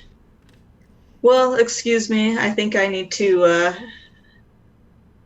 go talk. You said Pete told you to do this? Yep, that's right. Yeah. Pete Crowther. He's yeah. Pleasant fellow, but honestly, I worry about him a little bit. You should. Yeah. after I'm through with him, you should. That's unfortunate. Well, keep up the good work. It's not. I think that's the scene. Yeah, definitely. That was great. That's great that you did that. Who needs tilts? I'm going to give this white die to Sam. Oh, That was wonderful. Okay, and now we're over to Chris. This is your second scene. Okay, can I resolve that it's Pete that has the food? So, if What I was thinking is I am confronting Pete about shots that I look bad in, and then Holly would come up, and that's when we would find the food. Does that make? I don't you know can if say you can establish that as part of the start of the scene, or part of the setup for the scene, and so you can make that. Yeah, you can establish that if you want to establish the scene, and make that kind of the environment in which we are working. If that's okay with Jim. Sorry, you're muted, man. You're muted, man. Yes, that's fine. That's fine. Okay. Just want to make sure. So then He seems so innocent. I'm sorry. I'm gonna say that I'm confronting you and yelling you about why that I don't look good in some of the shots. Can I not necessarily act that out because I don't just saying that I'm saying some very mean things towards Pete about how he's done some of the shots. And yeah, we can start in the middle of that if you want to. Okay. Say that the initial stuff has already been said and you're sort of mid-argument, and have that happen, and then you're saying Holly comes in on that as well. Yes. Yeah. Okay. Yeah. And then to that point, maybe we find the food or whatever. What does Siren want in the scene? Just basically. To resolve who's been hoarding the food. Cool, awesome. All right, no, that's cool. So it doesn't have to be too specific. I just want to make sure that's in there somewhere. Cool. Okay. Okay, so what is this a hobby for you? I don't understand how you can be so bad at your job.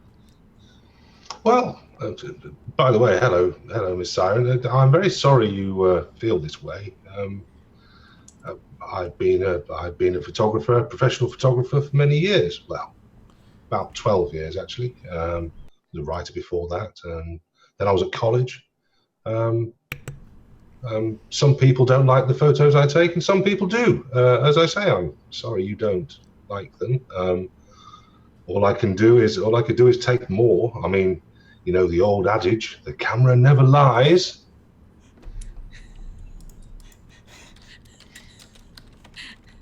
Yeah, but I feel like you. So what? Are you volunteering for this and they're not paying you? That's the only explanation I can come up with why you're here. Oh no, I get paid for it. Of course I do. I've been on several films. I think that's when I walk in. Okay. And be like, you've been on several films, you say? Yes. And on how many of those films have you asked somebody to take a prop out that wasn't working and cost thousands of dollars, hundreds of dollars? I don't know how much a boat costs. I can answer that very simply, my dear. Precisely 0 times. I'm here to take photos, not to do anything else.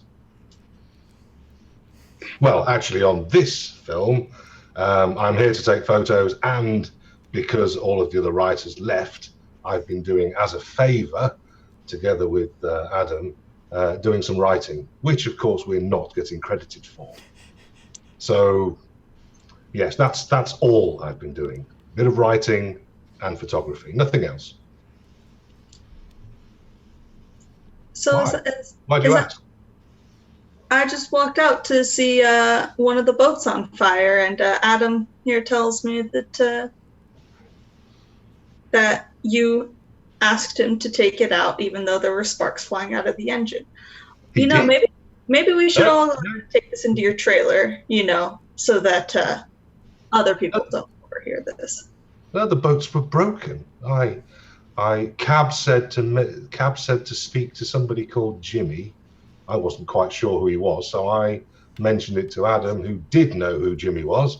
So he went to speak to Jimmy about maybe fixing the boats while I was looking at an alternate way to get the shots, which would actually have saved you money, not cost you any. Because I was going to look at some other shots that I had taken from previous movies and maybe see if I could use them on this.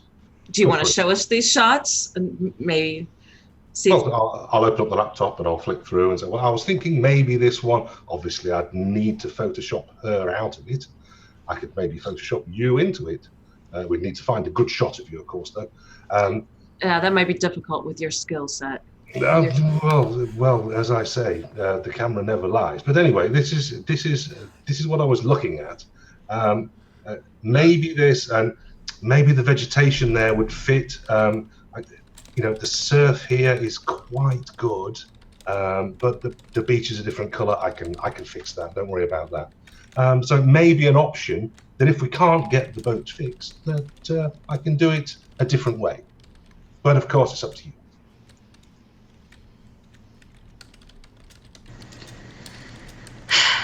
I don't know that I have much of a choice anymore.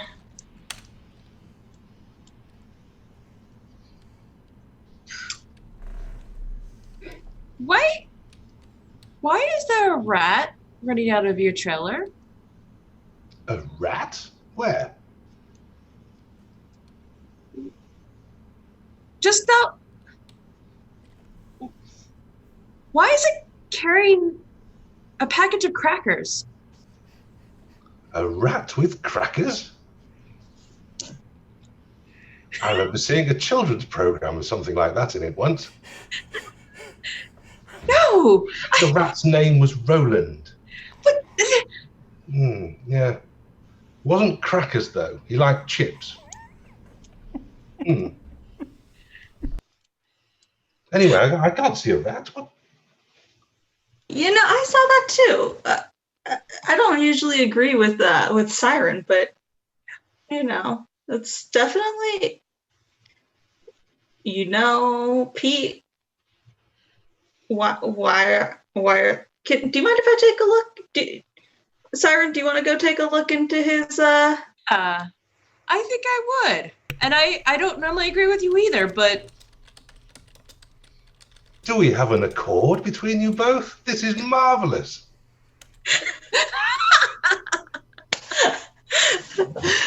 Oh, I can tell you the cast and crew have been waiting for this moment. Worry, we'll get back to for a long time. In a moment. It's not exactly a secret that you haven't been getting on.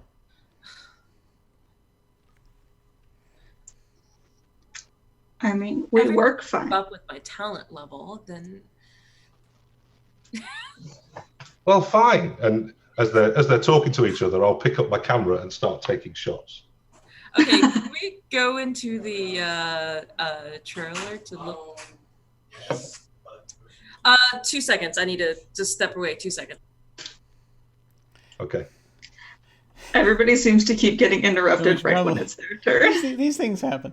Yeah. So we should probably figure out and obviously I think the way that they're kind of angling it is that they're going to go into the trailer and see if and to see possibly food being there. And I'm thinking that our choice of dye for this for Chris will kind of determine whether or not any of that sort of falls on Siren or not. Mm-hmm. Whether this comes out badly for Siren or if it comes out well for her. Okay. We were just talking about trying to figure out what the dice are going to mean in this scene. Go ahead. Yeah. Shall we go take a peek into this trailer? Yeah, let's look. Certainly. I'll lead the way. So, how much food is in this trailer?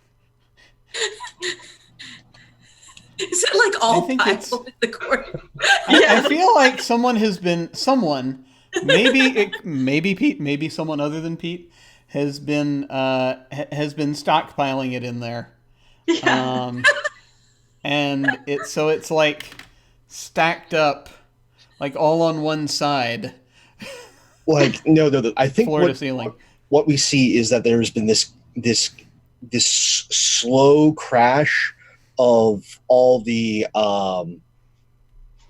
holding containers for the camera equipment, which has then led to reveal like all the crates, the milk crates with all the food and stuff that should have been at catering were hidden behind these stacks of camera boxes that have now crashed over, and there's multiple rats all over the milk crates getting into all the food.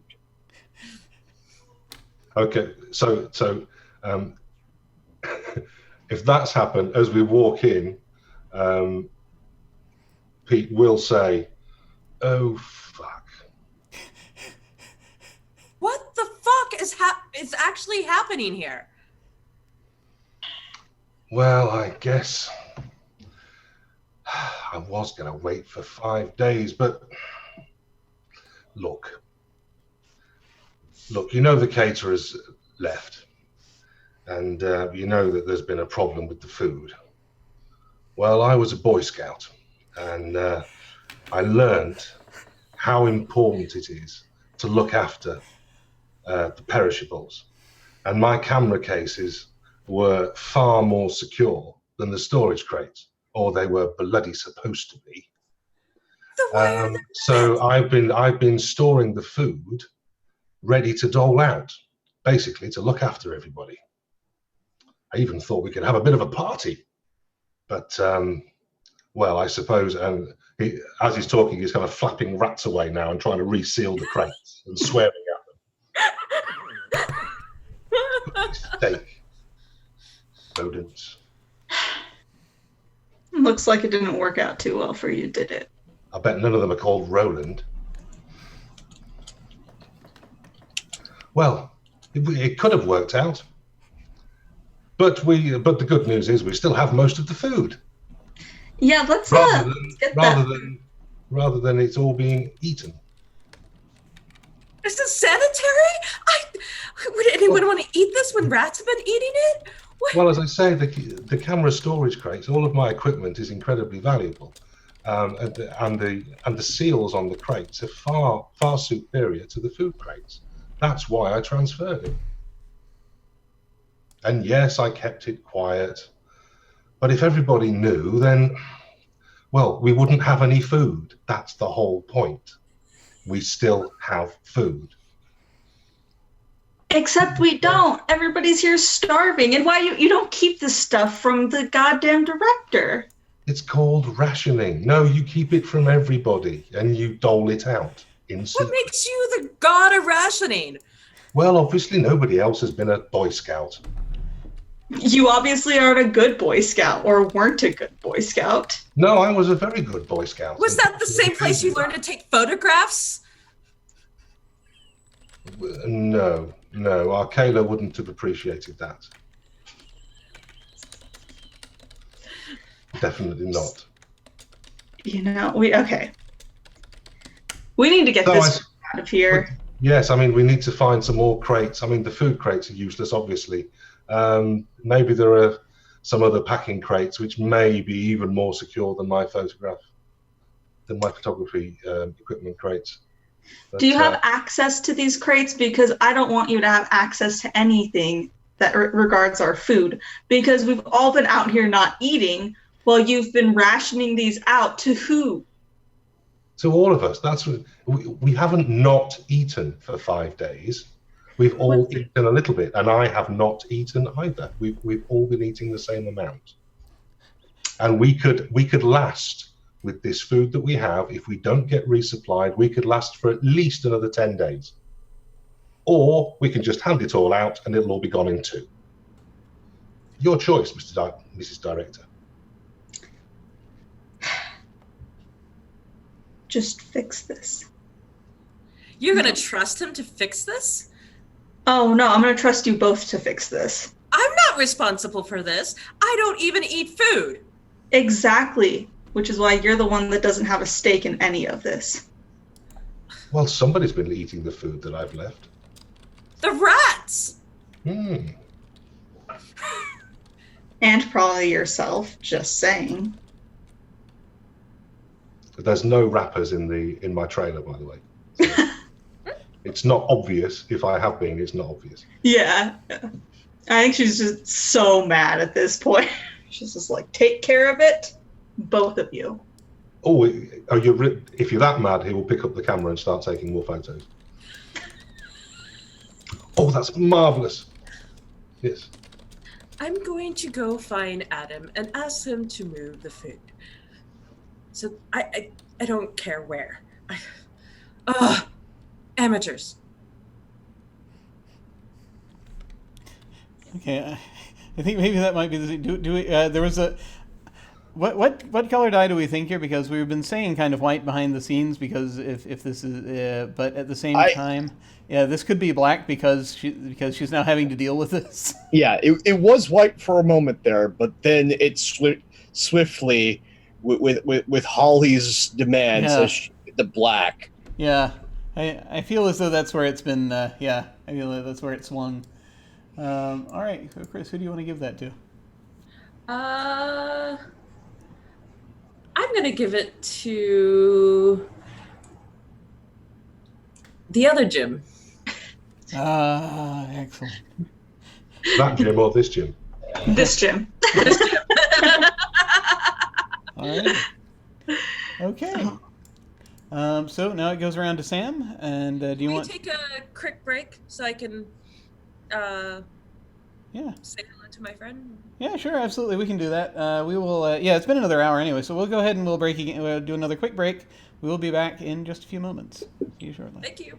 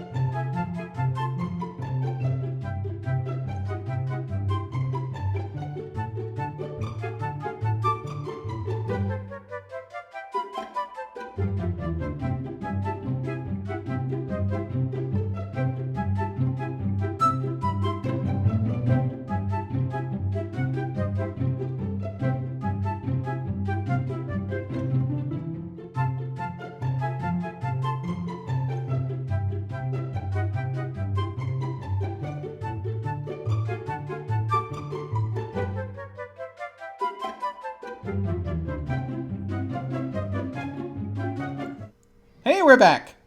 So we are. We just finished a scene with Siren, and we can now get over to a scene for Holly. 3 scenes left in this act, and then we go to the tilt. So, what we'll need to know from Sam is whether she wants to establish or if she wants to resolve this scene for Holly. Oh shoot. Okay. Now, let me remember what actually happened. I think I want to establish a scene between me and my best friend, aka Cab,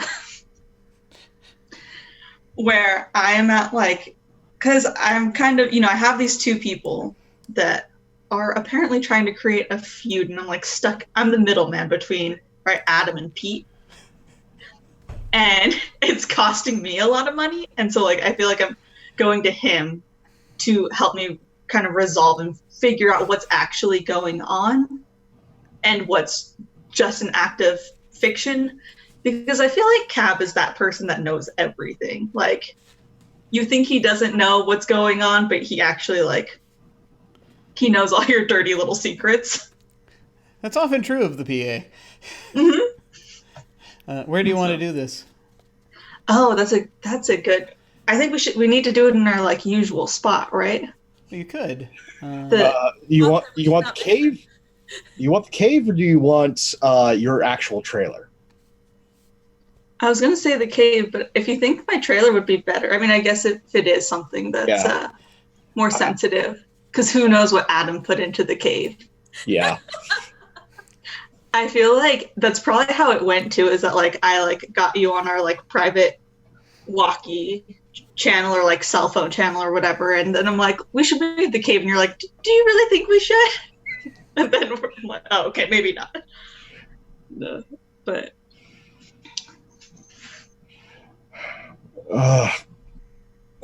so you want to talk?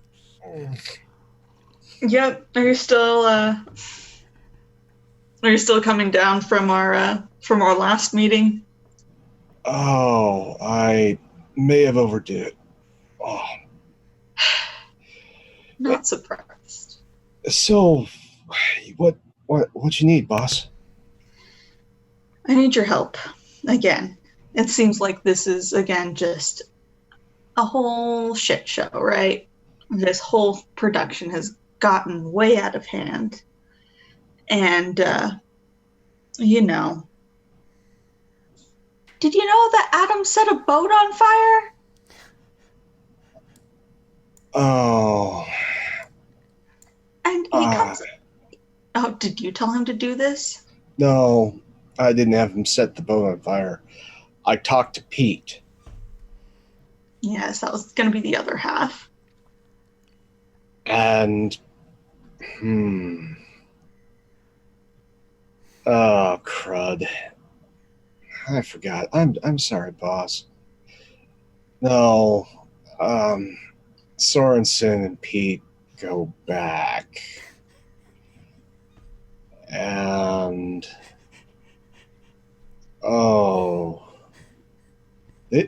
this is the Morocco thing. Oh, we're dealing with the Morocco thing. Ah, crud. Okay. Oh, Woody, I'm sorry. So, how do you want to get out of this?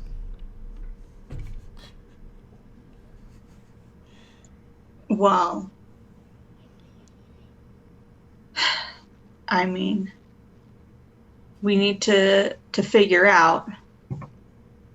I just need this thing to be done at this point. So whatever can get me from that to done. I know Pete keeps suggesting we Photoshop these.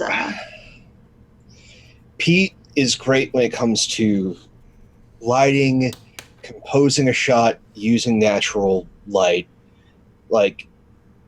Say what you will about his day-to-day mannerisms and some of his notions, but the man can paint with light. Just don't let him near your pets, your car, or anything that you find precious and vital. I knew it But was good to keep him around Siren. but well, that's a different story. Like those two, like no, it. See, Pete's been around for a while, and Pete knew Siren's mom, and that's an entirely different ball of wax. But neither here nor there. No, so Pete, if we can get him to sit down with all of his composition shots from his previous stuff, because that man doesn't throw out anything. No, he doesn't.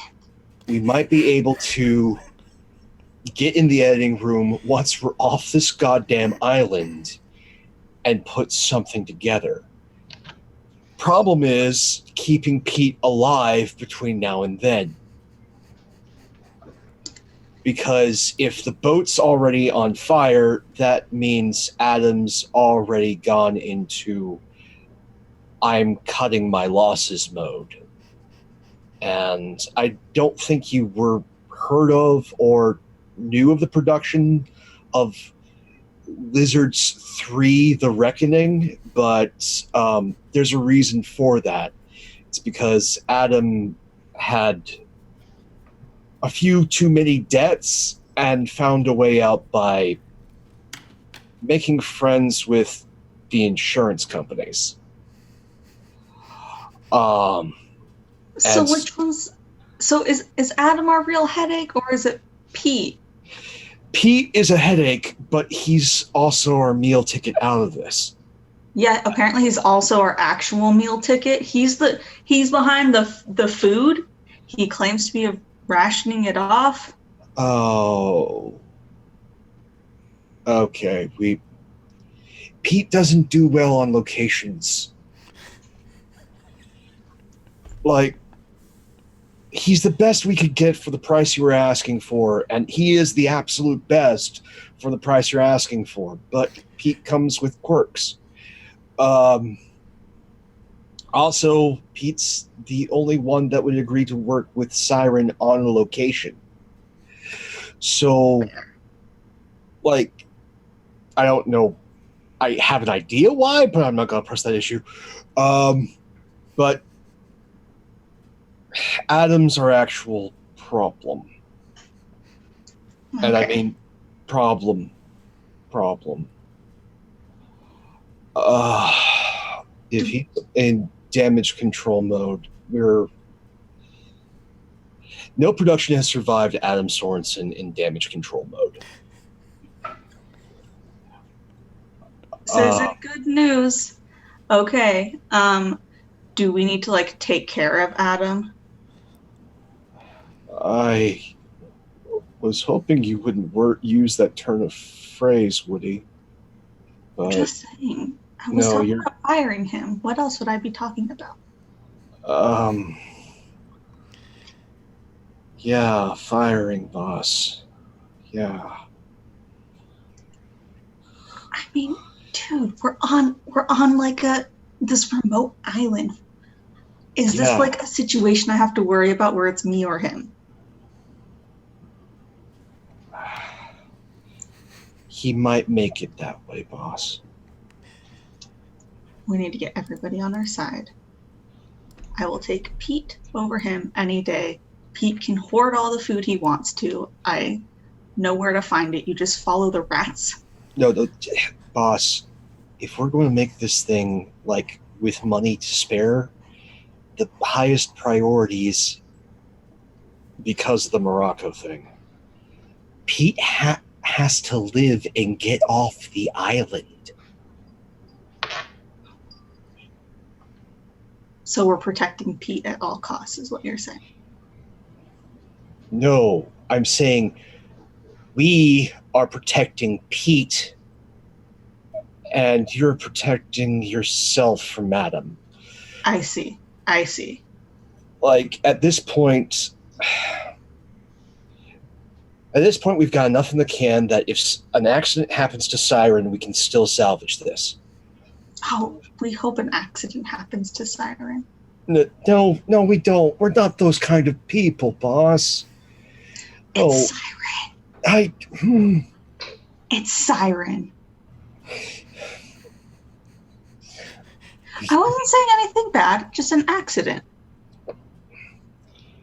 Accidents in Adam Sorensen are never small. You're right. No, you're right. I need to take this more serious. The last Sorensen grade accident was Algeria, and that sunk a tanker. So, no, we're not wishing accidents on anybody. I want to be able to get off this island with being able to walk. So we need to keep Pete away from Adam, as well as any heavy equipment. Okay. Also, I know it's been a while since you've been on a firing range, but you think you can handle a gun? You know I can handle a gun. I know Adam has a couple of not prop ones stowed away somewhere. He always has at least 6. So I can see about finding one and ferreting it off to you. But as soon as Adam catches wind that the jig is blown, there's going to be more fires.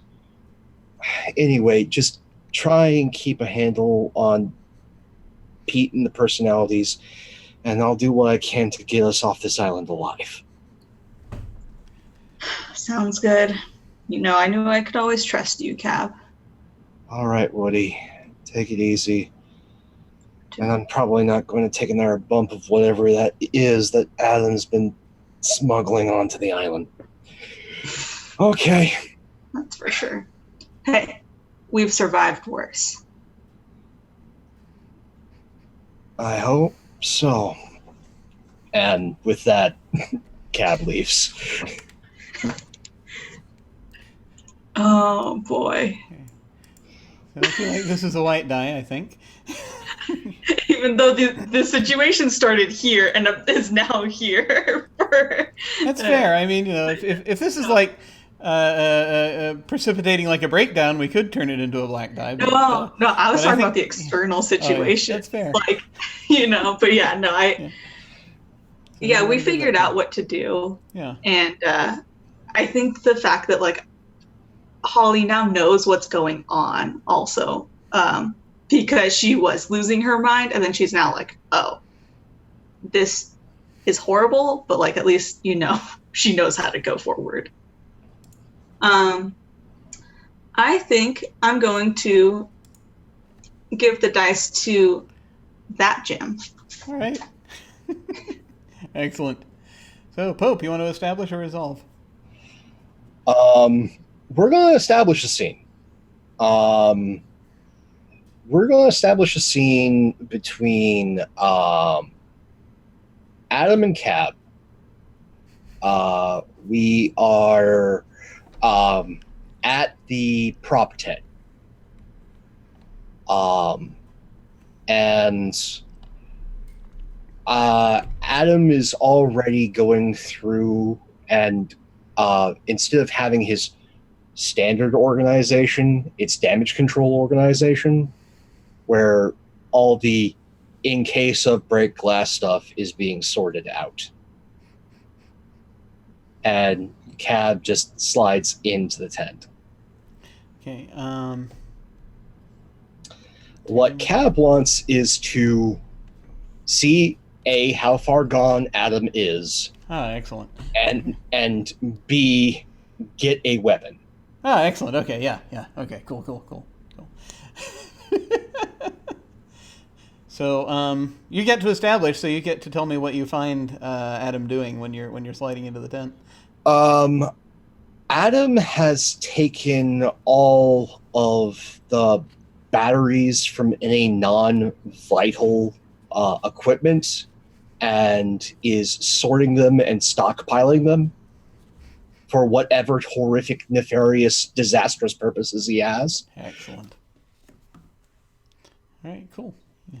So there's sort of so this big stack of batteries that's like up on one chair, and then he's got, I think, like, there's like a plastic container of some kind of liquid off to the side that is yet to be identified, and a number of other just sort of pieces of equipment that he's sort of working with, and he's got there's a radio, I think, on a table that has been recently he's been doing work on. It's got like a bunch of weird sort of antennae connections on it.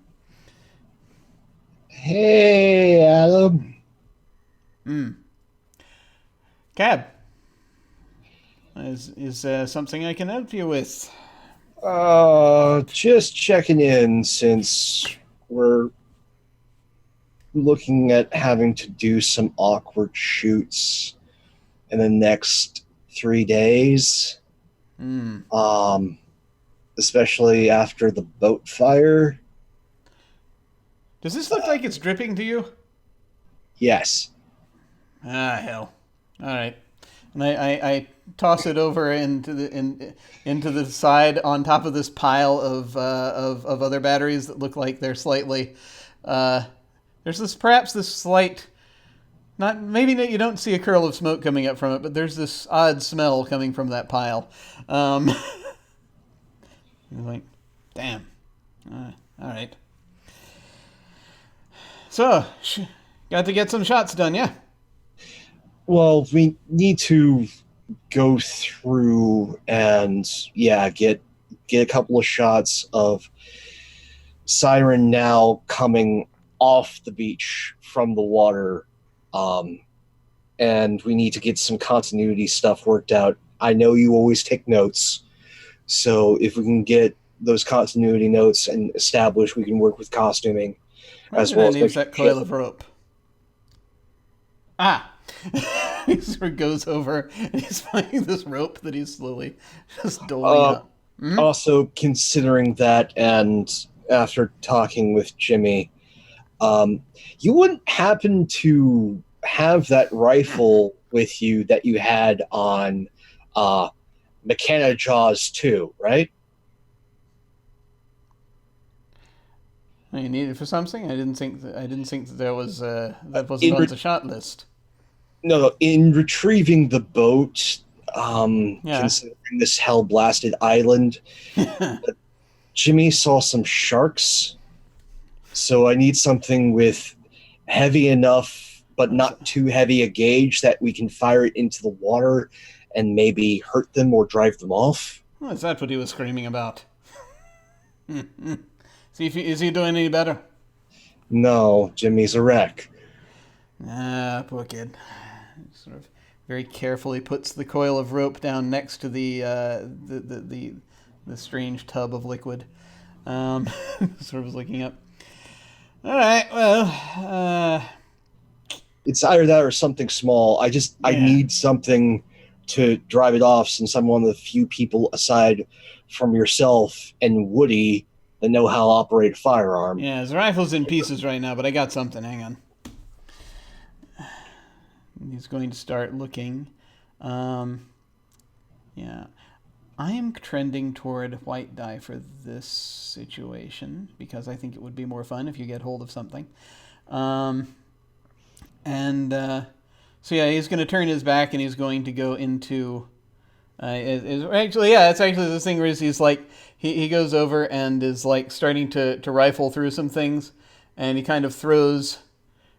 He's sort of moving things aside, there's like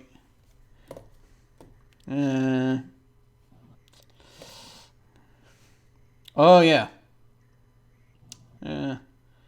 45's working right now. Hey, that's better than nothing. I ain't got and he's just kind of going to like pick it up, and he's sort of is. Yeah, he picks it up with that, and he picks up the magazine. It's going to turn. It's going to turn around, just sort of casually pointing it not at you, but sort of at the a bit higher, and just sort of look at it from it to you, and it's like,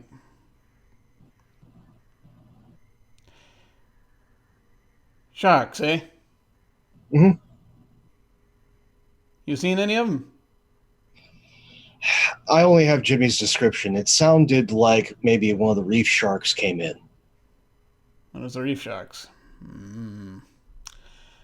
Well, that means I'm gonna have to prepare some things. Yeah. It's good to have bait. I think if I can find something to use, and of course we got precious little around here of actual meat, but Well, I there can are the improvise. rats. Yeah. That is what I was thinking. I think I saw a particularly large one not too long ago. I think that one will probably do. Eyes just just sort of widen. So he just sort of hands the gun, sort of is pointing the gun kind of in your direction, then he flips it over. There you go. Gently takes the gun. Careful where you points that thing. Of course, Adam. You got another job lined up after this? I got a few things on the fire, a few irons, things to work on. Always got something working. Well, if this one does well, I'm probably going to be leaving Woody's side for a bit to work on a Icelandic production. Well, they're shooting in Iceland. It's in our location here. This time for something over on Showtime. I know they're looking for somebody that knows as many languages as you do, working with some of the production staff. Yeah, I'm going to. I am going to be in Iceland some next year anyway, so I might be able to work something out. Quite possibly. Okay. Okay, I hope we can work together in the future. I got some friends up there. Okay, Adam, take it easy. You as well, Cab. Slides out of the tent.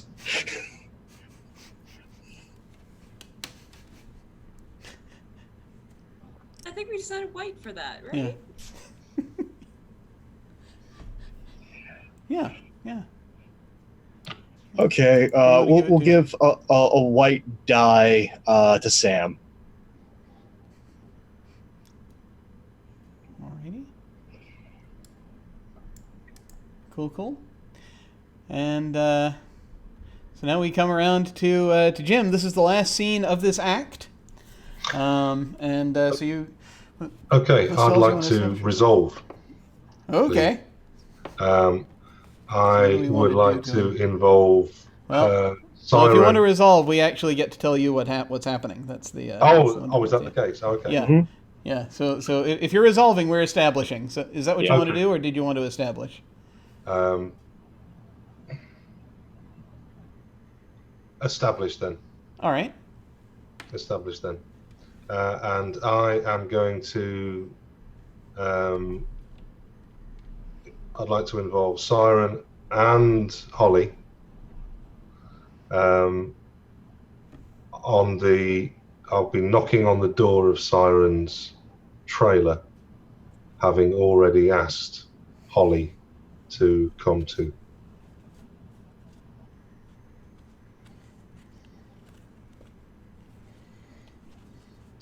So. Are we doing anything else with this scene, or that's all we're establishing? Well, I'm going to try and establish. I'm going to increase my relationship with both of them, and maybe increase their relationship between each other as well. You're so nice. This is going to be delightful. All right, so you're knocking. Yes. Okay, I don't want to yell out, but my character would yell out, "I'm fucking meditating. Go away." Miss Siren, you really ought to see this. Look, I know I'm not your favorite person at the moment. However, look, I'm a gentleman, and gentlemen apologize when they've done something wrong. So I have something for you. Fine, and I'll open the door and step out. What? And I'll just hand her a photo that's like a perfect photo of her.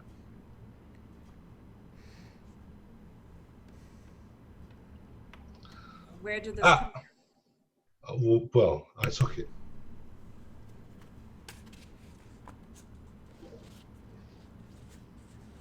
Why do the rest of your photos not look like this? Because maybe I haven't been doing the job that I should have been. So I did a better one. What And I do- wanted you to have something that you could be happy with. Something that shows you for who you are. And I said it before, the camera never lies. Holly, please join us. Okay, if I must. I have something for you too. Yes. And I show some shots. They're printed off, but they're shots that I've mocked up. The water shots that you wanted. And they're perfect. Yeah. Well, that man, Cab wasn't wrong that you're. No, it's what I do. It's what I do. And well, as I say, look, I may do things a little bit oddly, and you know, I appreciate that sometimes people don't understand me, but well, I was raised in a certain way, and if I offend people, I like to resolve that, and I like to make things right. And nobody really likes falling out, do they? And so I wanted to give you this, and to give you this. Photos are what I do. So I want to help make the rest of this experience as easy as it can be, from my perspective, helping you. And I got to think, I've been around a bit, and I know that you two used to be friends once. And I understand that you're not now, and that's okay. However, wouldn't it be easier if, just for a few days to the end of this, that we actually work together? Would that be so bad? If she hadn't fucking cheated at that poker game. I was just getting so sick of always losing. I had to do something to even the playing field. So a misunderstanding, simple misunderstanding. Just like me trying to be a Boy Scout, trying to look after everybody and failing. It was just a friendly location shoot. It was supposed to be we were playing poker, and then she had to cheat to win that round. Like, who cared who was winning that round? We all know I don't have a poker face, and you out of all people can tell when I'm lying and when I'm not. And so I had to do something. And it was taken out of context. I understand. I've had it myself. Only today. You saw it. You found it. So Yes. This is all I wanted to do. Please have these, and the rest of my work on this production will be of the same standard. And please, for the sake of each other and for the sake of everybody else, try to smile, try to get on, because at the end of the day, everybody will be happier. And he'll smile and amble off.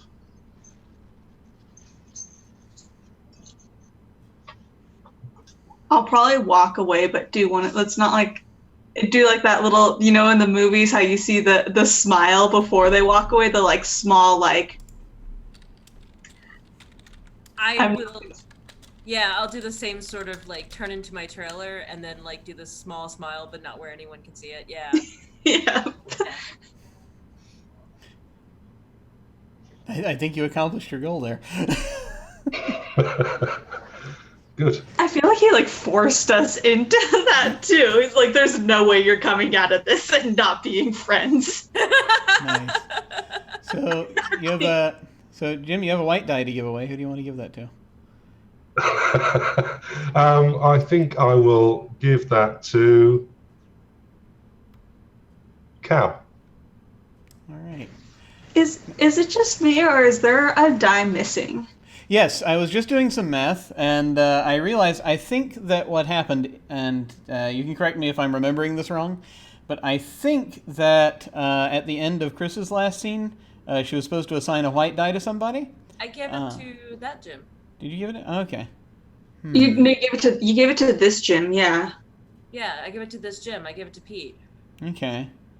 I know somebody there was a die that somebody forgot to assign somebody, and I'm not sure. It could have been me at the end of the scene that I did. Maybe I think I got a white die.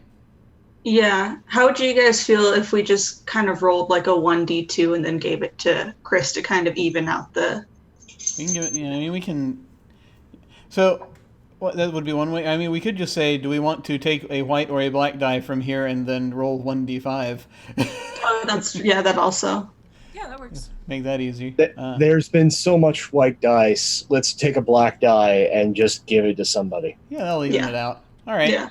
I'll go ahead and roll a 1d5 and just start from the same order. 1 is me and 5 is Jim. And that's a 1. Okay, I'll take a black die. All right. Okay. Well, we have hit the tilt.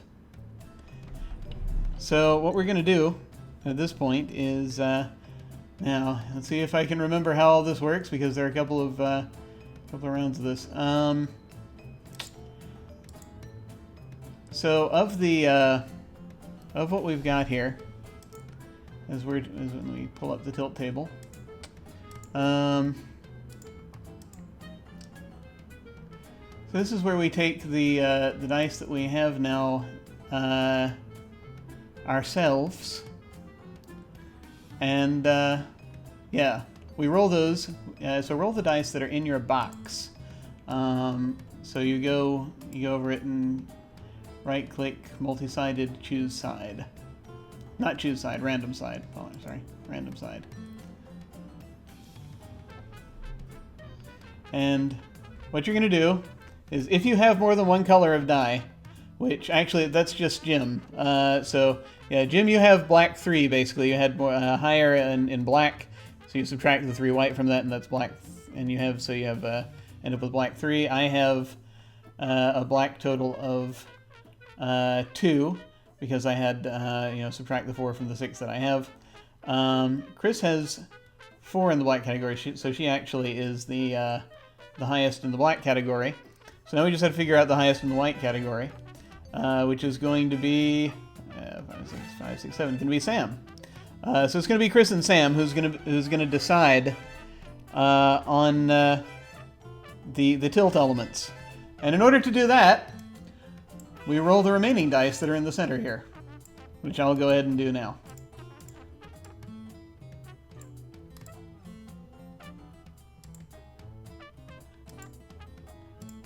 And this is just like, and again, tell me if I'm putting these in the wrong place, I'm grouping them again by total.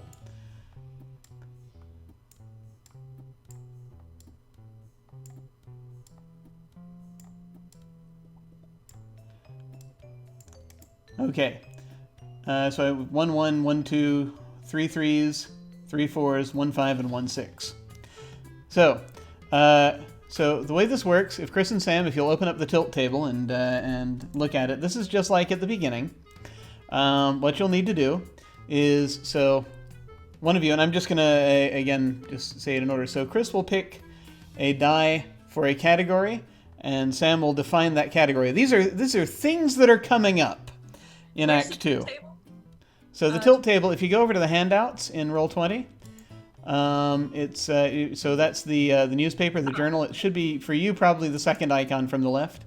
Yes. Under handouts, the tilt table. You've got the tilt table and the aftermath table there. So if you click on the tilt table, it'll show you those things. So Okay. yeah, Chris, you pick a category from, take a die and pick a category, and then we will be sort of going from there. So you'll be picking the category. Sam will define that category. Then Sam gets to pick a category, and Chris gets to define that category. All right. So if We're I doing Two pick, things coming like, up. should I go ahead and start or? Yeah. Okay. Can I pick 5 for paranoia? Okay, so the 5 is out of play, and so paranoia. Mhm. And Sam, what do you want to pick under paranoia? Yeah, sorry, let me read all of these real quick. Sure. You can pick any number but 5. Yeah. Okay.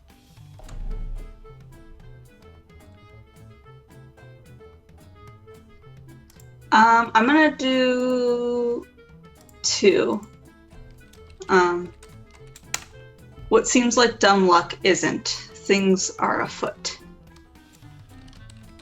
Okay.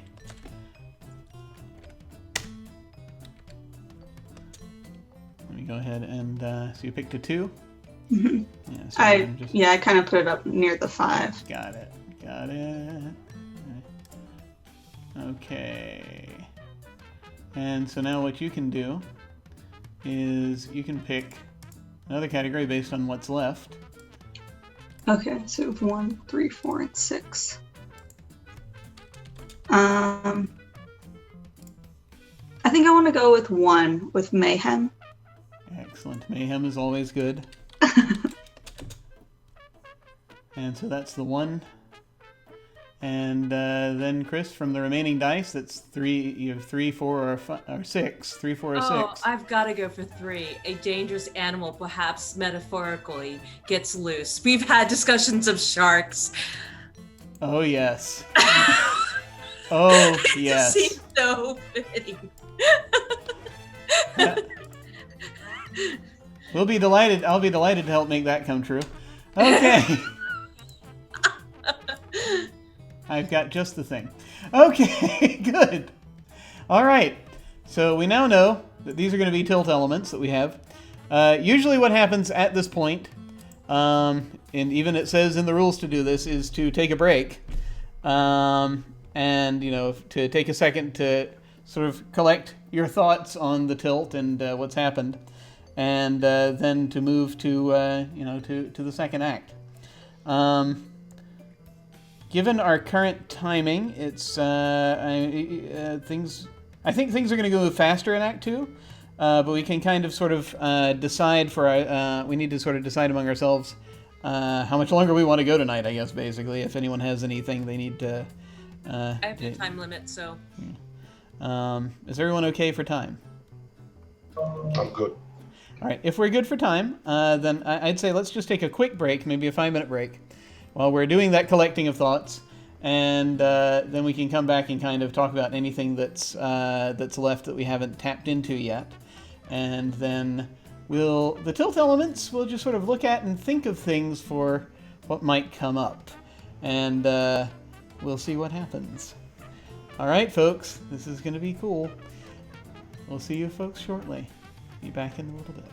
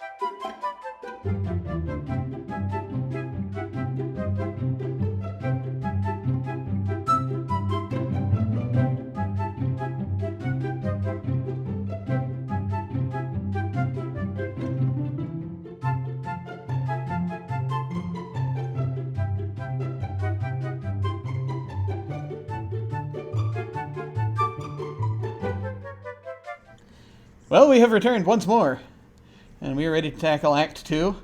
And we have drawn. We have been looking at our tilt elements, and there are some there's some things happening.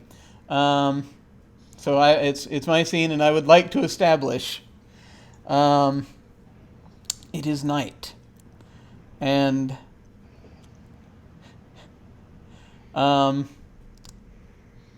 Pete and Adam are out in a boat. That Question. Yes. Does Adam know about the food yet? I don't think he necessarily does. I don't think that unless someone has mentioned it to him. I would probably have told him. So. Yeah, he might know about it. He might know about it. But at the same time, Adam largely survives on drugs and air as well. So. That's why we're friends. Yeah, exactly. That's the whole underpinning of our relationship, I think. So ever since college,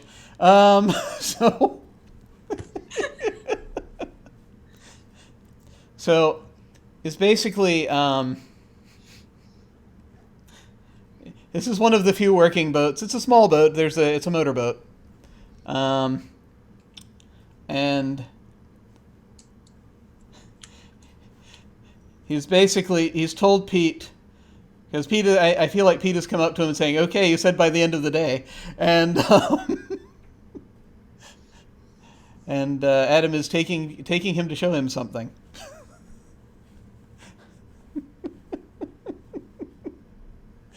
And Adam wants to get this situation with Pete dealt with once and for all.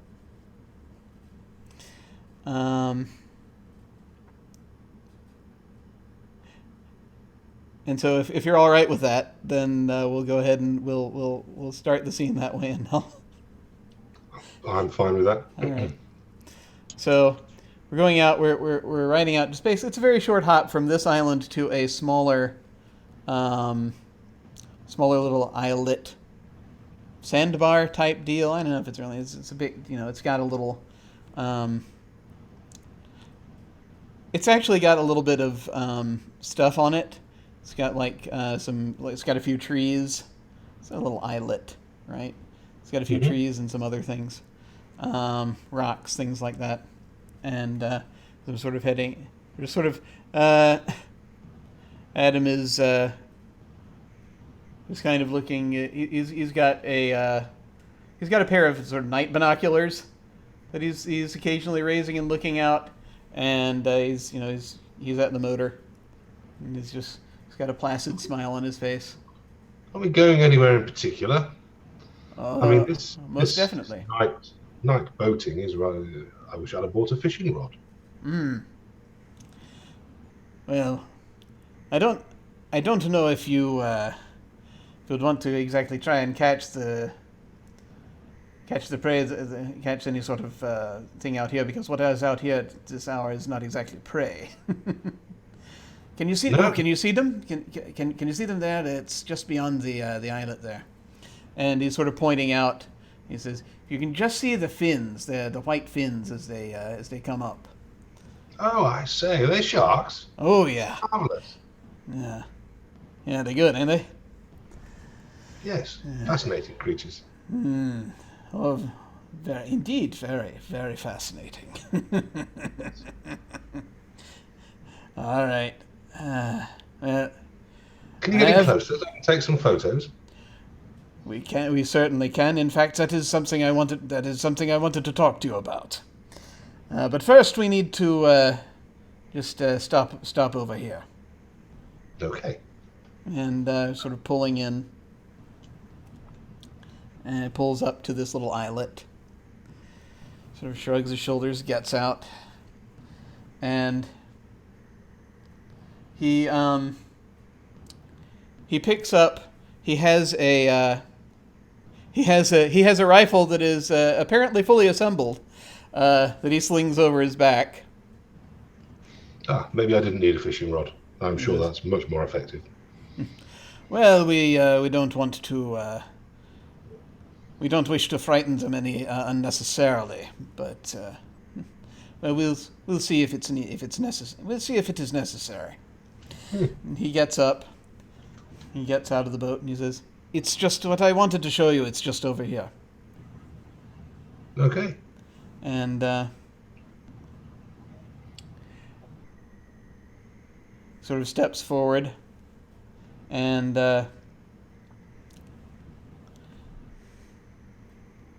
so now if you will look at the base of that tree, you notice that clump of rocks down there, that little cairn. If you want to move a couple aside. Sure. He's pulling the rifle down slowly. Just kind of checking it. Okay. People take a few photos first. Yeah. And then... Sure. And then photos of the can, and then... well, so this one, and this one? It's the one on the right there. Okay. It's right there, yeah. And as you are pulling it aside, you're going to find there's a little crate in there. And the crate contains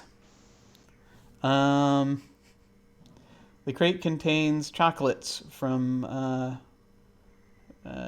think probably like Bavaria. It's very like expensive chocolates. Oh. So I How believe. on earth did a box of chocolates get here? Well, one might say is that there were some things from. Well, you may recall. I seem to remember you. I'm switching to a different country again. You may recall that there was a question of payment, and I know you have family, and that you were looking for something of that nature, and that was kind of, when you got some things, some other confections for me back in, Morocco. Mm-hmm. Yes, I remember.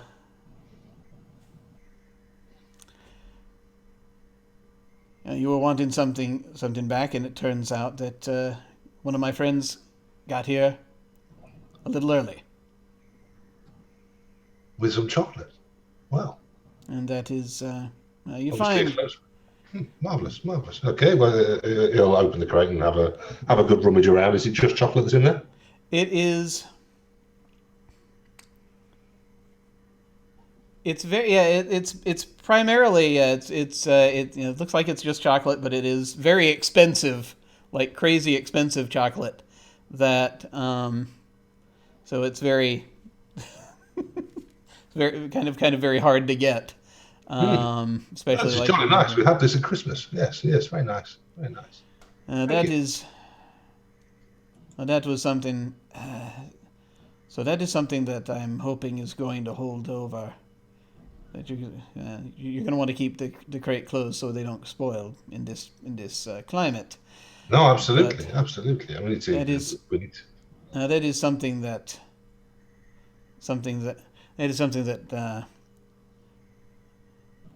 I think is going to. Then does this allay our difficulty for the time being? Well, for the time being, of course, yes. All right. See, here's the other part of this, and he's sort of is bringing the rifle down. He's like, Pete isn't really paying And attention. so there's this thing I want to do. Yes, what's that? So there's this thing I want to do, is No. that there's other, to have it where it's like as and you can say no to this if you don't want this to happen, but I'm picturing this almost as a two-part scene, where you're sort of turning around. And Adam cracks you with the butt of the rifle, and No, you can do that. and then Knock you're him going. out, or... Well, yeah, for just a moment, but then you're waking up, kind of dangling from this tree, and there's this liquid that is slowly pouring out into the water, a little bit, and you can see the sharks are circling and starting to get a little closer to the islet. And God! Adam says, Am I coming around? "Yeah, you're coming around." God, why on earth did you hit me?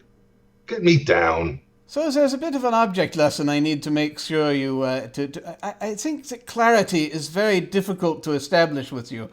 So It is. This is, But before you go, if you do go, make sure that you check on all of your accounts. Because if I don't call in, things happen. oh,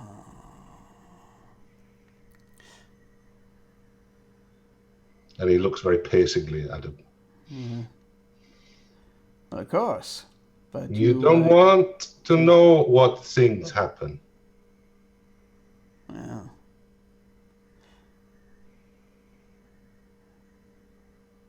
you're not the only one with friends. However, I just want to make it perfectly clear. You see this? You want a good look at these fellas, they're right here. And he sort of points as their sharks are kind of like starting to kind of just sort of getting closer to the shore. He says,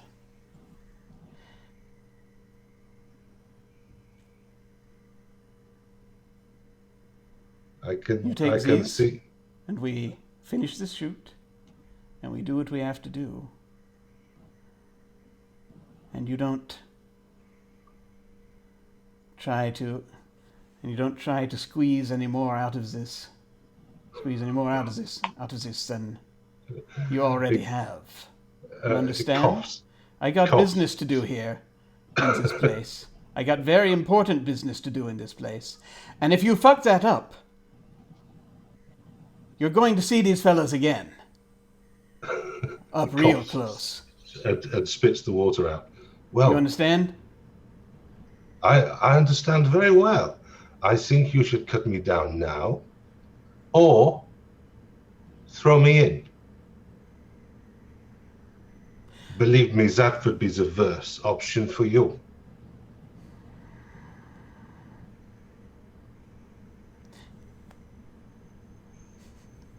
I think I actually need to know which way the scene is going to know how Adam reacts. For- Pete starts calling off I need name that drug dealer names that only you know. Yeah. I think that, well, no, I mean, I need to know if this is going to be I need to know if Adam overreacts. So is this going to be a black die or a white die? Is this black die? Okay. So Adam is going to just sort of step forward.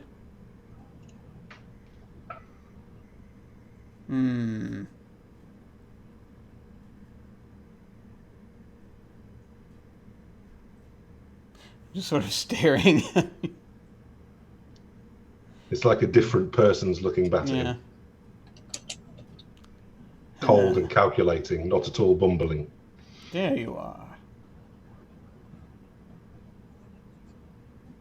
We have been And, watching you for many years. You have not made friends. Yeah. And he just sort of just kind of looks at you.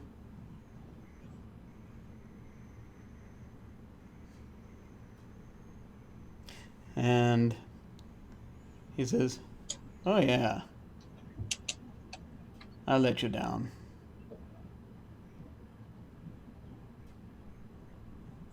And he turns around. He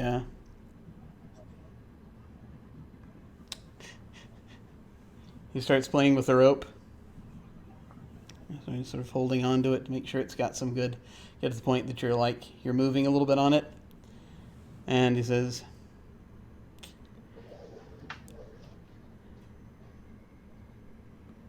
"When you do," he says, "but at the same time, I just sort of go with the flow, you know." And he pushes and lets go of the rope, and you splash into the water. And then he's just going to turn around.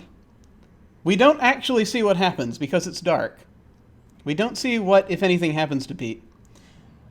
But Adam turns around, gets back in the boat, sort of looks over his shoulder as he starts the motor up, and he calls, "Enjoy the chocolates!" And he drives the boat off.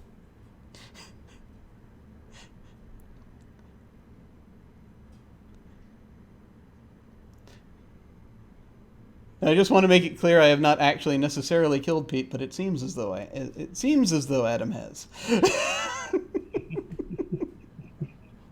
The blackest of dye. Back.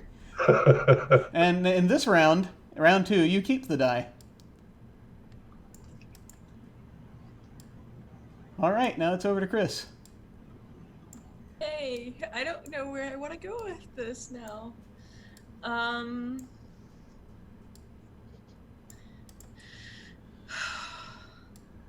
right, I think I want to do a scene with Adam. when he Okay. gets back From the thing with Pete. And I'm thinking Sarah may actually know some of Adam's history. Yeah. So I just want to establish that there is escape route if things go south. And I'm sorry, a what? If there's an escape route if things go south. Oh, yes. And what that escape route is, and if, for the two of us, I'm not so worried about the rest of the folks here, but yeah. So I'm going to say we are where the docks are, where you would be docking the boat when you just got back, and that's where we're going to be. Okay. Is there something you want to do in this scene in particular, or are you looking to try to do? Or just make sure that we're secure for getting out, or? Yeah. Okay. Sure. So yeah. All right. Sort of pulling. So I'm going to be sitting, and I'm going to say that my character may be a little drugged up at this time, because there's no food. It's all in Pete's trailer. Yeah. So drugs were the only options. No marijuana, because that's just not going to help the hunger thing. So whatever drugs Adam had brought in. Most of them. So yeah, I'm going to be just sitting near where you would park the boat, watching the stars, waiting for you to get in. Okay. So you sort of pull up, slowly, just sort of picking up my stuff, getting up out of the boat. Late night fishing? Yes, I didn't catch anything, but left some bait out for a bit. I'm gonna see if anything turns up.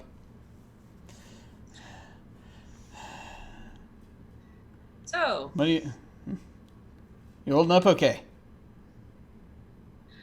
I think I'm stressing. Though your product always does help with just lowering the stress levels, but I don't. What if this goes like Morocco? Uh, it's funny you should mention that. There's a but no, it's ain't good, but I could quite easily. But no, some. First off, you don't have to. You don't have to worry as much as that. They're my people are coming in the morning. I just heard back from them there just a little bit ago. And Internet's so, working again then? well, the radio is. But no, they are coming in the morning, and they'll have you know, what they'll have what I need, and then if probably would not try sticking around to finish the movie because I think we're going to have to. There may be a few issues pretty quickly after that. Where should I meet you in the morning? Well, I got a. Let me see here. Oh, they're bringing in a chopper. That's not quiet. No, but you'll know where it is. It's going to be on the north. Well, it's going to be on the north side of the island, so they might hear it. But I've told. No, I told Holly. I told Holly that I've got a. I've told Holly that I've got a pickup, some stuff being flown in, so they'll. In a sense, that's correct. But yeah. You mind if I stick with you for the night? So I don't know if I'll remember the I just things sort of come up and I try to take your hands. Oh, Ruby, how much did you take? I don't remember. Was I supposed to write it down? I mean, only if you go past a certain. Are you okay? You're gonna. Yeah. If you're gonna be okay. Just want to make sure you're not. We gotta keep you from. Yeah. Don't take any. Don't take anything else tonight. Okay. Okay. Can I stay? Can I just crash with you tonight? And then. Yeah. Yeah. Absolutely. Okay. Do you ever watch the stars? That's the only thing about these location shoots. Stars are pretty. Too much sometimes. Yeah. Oh God. Oh, God. Yeah, Really I think fucked up definitely right now. leaving it on the helicopter in the morning would be good. Yeah. I think so. Cause yeah, it'll be all right. Pete got to see the sharks. Oh. Did the sharks like him? He's a very likable person. I'm sure that I'm sure they must have taken to him. He tried to apologize for the food thing. But I don't know. It's a food thing? Yeah, he was hoarding all He the took the food? Yeah. That son of a. But then he just sort of looks back for a second across the water. The food's all in this trailer, but they're rats. I don't like rats. Tell you what, since we're bugging out this morning anyway, why don't you go and hang out at my trailer, and I'll go and have a little talk with the rats and see if I can get them to give some things up. Yeah. Okay. That sounds good. All right. I will wander off in a manner, in a manner to your trailer. All right. Well, time to deal with all manner of rats.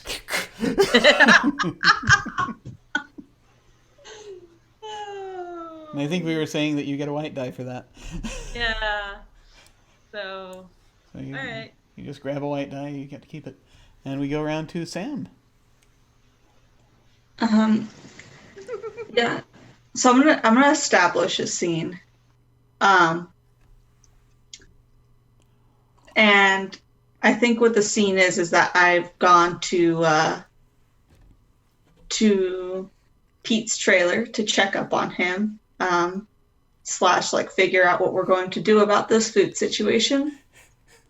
And so, of course, instead of finding Pete, I find Adam. I think obviously my character doesn't know this, but like, because obviously my character, what they're trying to do is to find Pete, right? That's like the whole goal of this, and to check he's okay. So out of character, I think that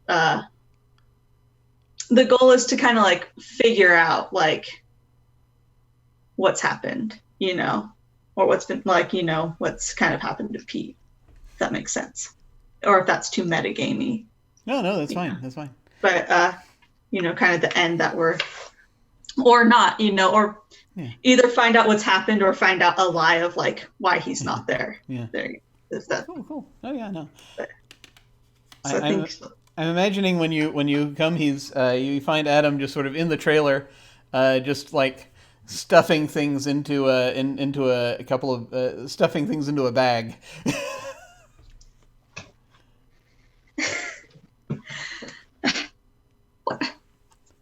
You two, were you in on this? Did you know that Pete was holding out on us?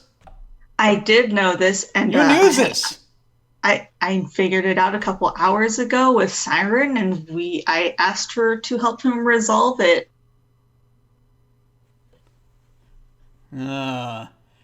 Pete never resolves anything. Not really. He strings you on for ages and ages. And, you give him something, and he's so ungrateful. And he's going to go back and stuff a couple more things into the bag. Wait, stop stuffing stuff into your bag. Is there a story there? He sort of looks up and says, that's the kind of person he is. Where is Pete anyway? I came to find him. No, he went for a swim. He went for a swim by himself? He's got all these peculiarities. He has very, very odd things he likes to do. Go swimming in the middle of the night, who knows? It's almost like you never really know exactly who he is.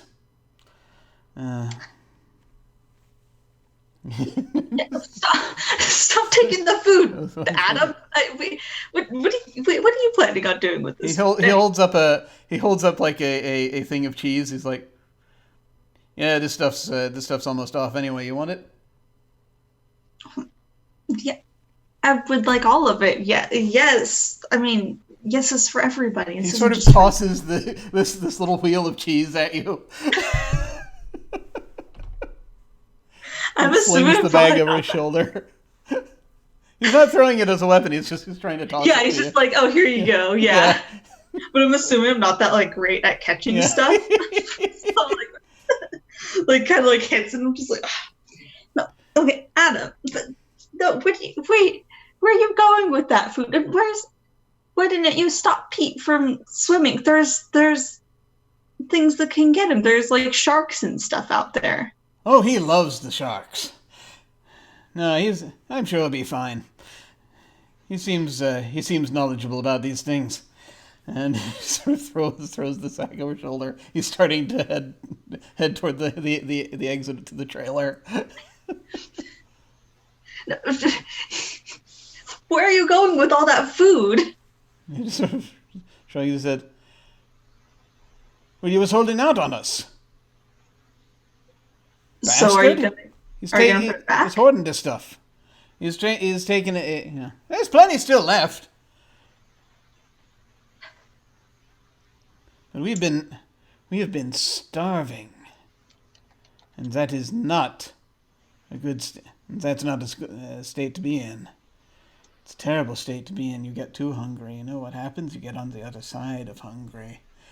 And then really bad things start happening. You don't want really bad things to start happening, do you? I know I don't. No, I don't want anything. I didn't see anything. Pete went out for a swim, you said? Ah. Oh, fuck. I think she probably, like, runs past him and leaves the trailer and is just like, because she obviously, like, knows Kind full of is well. heading out. And this is the sort of video he very casually calls, "You want my advice? Get off of this accursed island as soon as you can." Oh, man. I will take my black die.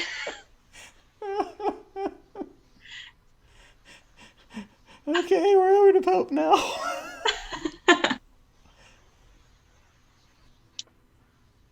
Okay, I'm going to establish a scene here.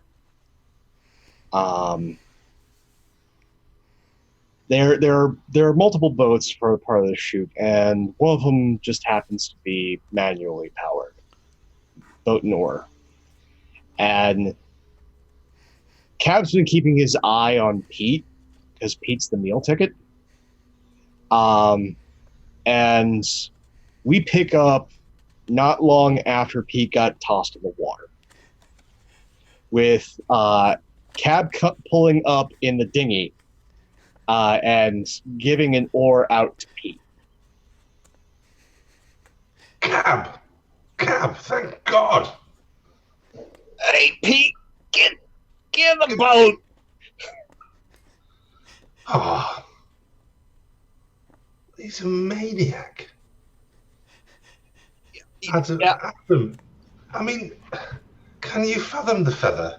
He takes me in a boat to an island, or an islet, I suppose you would call it. Offers me some chocolate, knocks me out, strings me up in a tree, and then throws me to the sharks. I mean, I have to tell you, I did try and play the spy card on him. My old drama master would have loved my acting. However, it didn't seem to work, unfortunately. Well, thank you. No problem, Pete. I just things have gone beyond the pale here, and well, he is connected with some bad people, and he's not good people himself, I have to say. yeah, I'm sorry about that, Pete. That's not your fault, Cab. But thank you for saving me. I mean, magnificent creatures and all that, but I'd rather be outside of one than inside. Pete, you got, all sorts. You come from money. You have had all sorts of training with, things. Here, if Adam runs into you again, I don't want you to be at his mercy. Here, take this. He hands him the 45. Ooh. Firearm. You do know us British don't like firearms very much. I understand that, Pete, but you shouldn't be unarmed with Adam on the island. No, you're probably right. What, do I pull this little lever thing? There's a safety on the side here. You're going to have to depress that, and then you can actually pull the trigger and it will fire. Otherwise, it's just going to click. Oh, okay. But otherwise, you're going to want to leave the safety on. I'll try. Oh, we ought to get my camera. It's still on the island.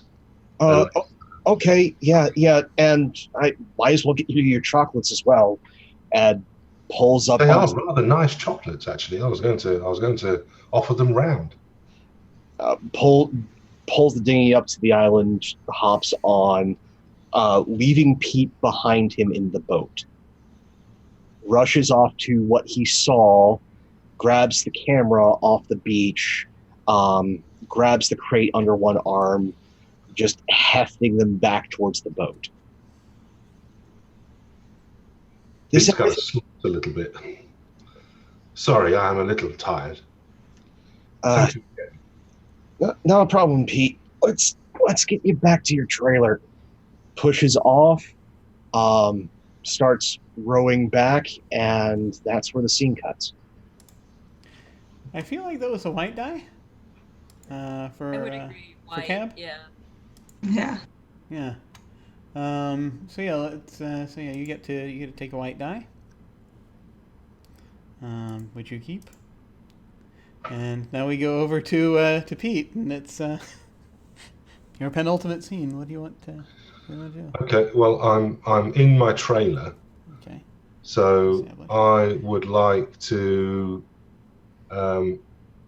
ask Cab if he'd get Holly, and maybe the three of us can have a chat in my trailer. So, yeah. So I want to establish a scene. Yeah. So, shall we say the scene starts with Cab and Holly not even knocking, just entering the trailer? Okay. Yeah. Pete will be wobbling, kind of holding the gun towards the door in a very wobbly hand. Well, hey! It's us. Good. Hello. What? Oh, sorry. Where was the safety? It's right along the side. It's the little button. Okay. I'll just put it down there. Yes. Okay. Thank you. Yes. Thank you. Well, it appears our master of props has attempted to kill me. Would it be possible to... I don't know, what do we do? I mean, we need to look out for ourselves, and we've got a madman here with us. Yeah, Woody, he's right. I saw it with my own eyes. He had Pete strung up on a tree on an island and then cut him loose deliberately into shark waters. It's bad. Yeah. I have to admit, I may have passed a little water. I don't blame you. Jeez. He also took some of your food, by the way. What do you know? Well, it's not my food, it's our food. I was keeping it for everybody. He took some of our food. I think you're focusing on the wrong thing here. Well, right is right.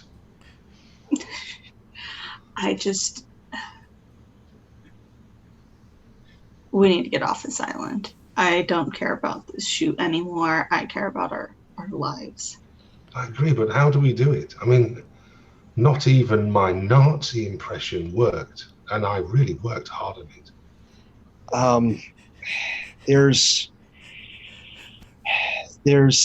The one thing that's actually gassed up and working, as much as I hate to try and take it back to the mainland, well, the main island at least, is the raft for the finale, which we still have yet to shoot, but it's fully gassed up. We can just take it. What now? I mean, are they asleep? Well, most folks are going to be asleep. Like, if we just want to get to our island, because last time I checked, the media tent was down. We don't have connection to anything. We can just take the raft. It's all gassed up. It's got its motors running. It's still functioning last I checked. And we can just take that, contact the authorities, have them deal with the rest of it. I mean, we know where the drugs are, so they can at least get him for that, and I'm an eyewitness to him assaulting him. Well, that sounds jolly good. Jolly good. I mean, would it be safe to go now? Safer than waiting till morning. I mean, who knows what Adam's going to do in the meantime? Last I saw him, he was taking apart batteries. Okay. Well, let's all go then. And you can handle this thing much better than me. And I'll Actually, hand the gun. I'm all stirred up, and I'm still not kind of green behind the gills. Woody, you should probably take the gun. Yeah, I'll take it. And I probably grab it. Yeah, just grab it. Probably seems like I'm fairly well trained for some reason. To other people, this random director is well trained. Maybe you were a girl guide. Dangerous things, girl guides. You know, I've had my share of run-ins. All right. Let's just gather up your laptop, gather up some of the camera equipment and the waterproof cases, and then let's just get out of here. Yeah. Quietly. Yeah, quietly as we can, and just load everything that we can onto the raft, fire up the engines, and just get out of here. Adam had some night binoculars, so he will be able to see in the dark. But we should go now. Yes. Yeah. Definitely. Right. I'll grab the certificates out of the safe. I'll grab what film we've got, and the 2 editing laptops. I'll meet you guys at the raft. Okay. Stay safe. Yeah. No, it'll be fine. I'm fairly certain if ammo holds up, the next place he's gonna be at's at the cave. It's true. It's very true. Okay. Okay. Well, Ollie, lead on. Yeah. Let's go. Let's go. Sneaky. Yeah. I sneak out. I think that's probably a white die for. This is Pete's scene, yeah. All right, so yeah, Pete, you get to grab one of those white dice. And up until a few seconds ago, I was thinking about resolving because I wasn't sure kind of what to do, but I actually have a thought now for a final scene. So this is everyone's final scene, but we don't have to bring things to a close. That's what the aftermath is for. So this will be the final round, and when we get to the end of it, we'll find out actually what happens to everybody in the aftermath, and we get to each sort of say what that is. So I'm imagining something and another thing you can do in Fiasco is have a very brief little action scene, if you so desire, and I'm kind of aiming for that here. But as I'm establishing, you get to tell me how this ends for me. But it's very simple. It's a very simple, very quick little scene.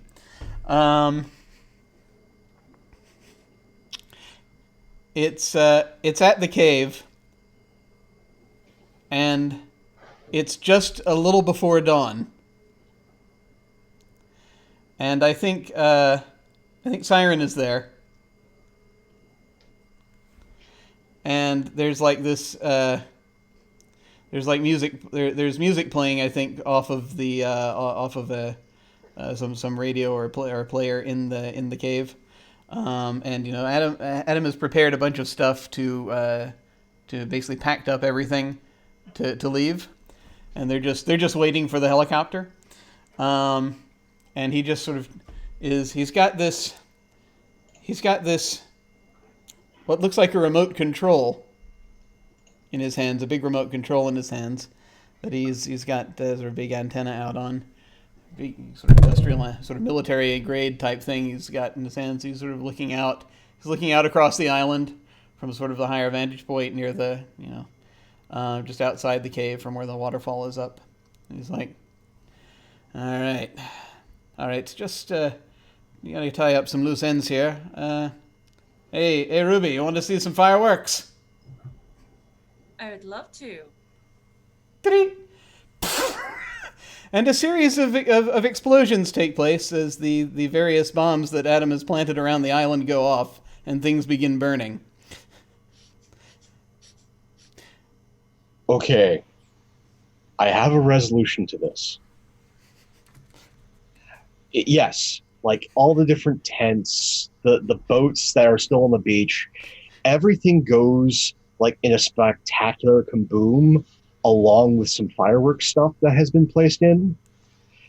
But in Pete's trailer, when that one goes up, there are a number of sounds of other things that have gone off that weren't expected, and some sort of shrapnel hits the helicopter.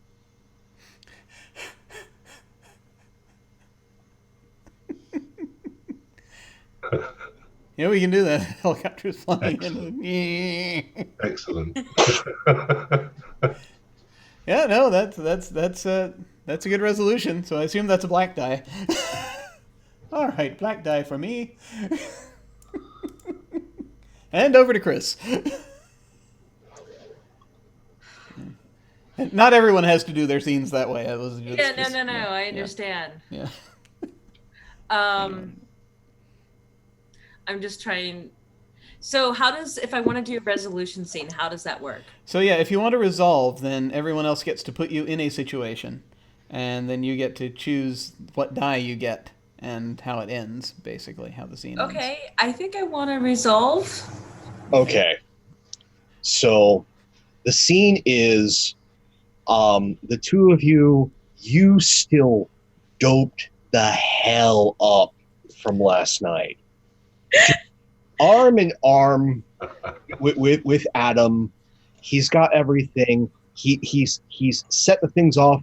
You guys have walked away after the initial fireworks started because those were pretty, but you have places to go, and you are walking through the forest to the clearing on the North Beach just in time to see the helicopter crash into water.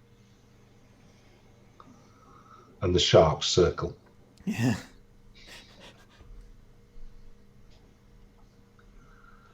Well, fuck. Wasn't there a boat that got left on that? Yeah, it says a boat. It's it says a raft. We were supposed to use it for the finale. No. I thought Hmm? I hid one. I knew there's a reason why. I knew there's a reason why I liked you so much. Still. It's not a very big boat. It's just a small fishing boat. I just sometimes needed to get out and float for a bit away from Holly and all of her worshippers, and so it's on the south side of the island, away like about a mile from the cave. Yeah, you gotta dodge a few folks, but we can probably do that.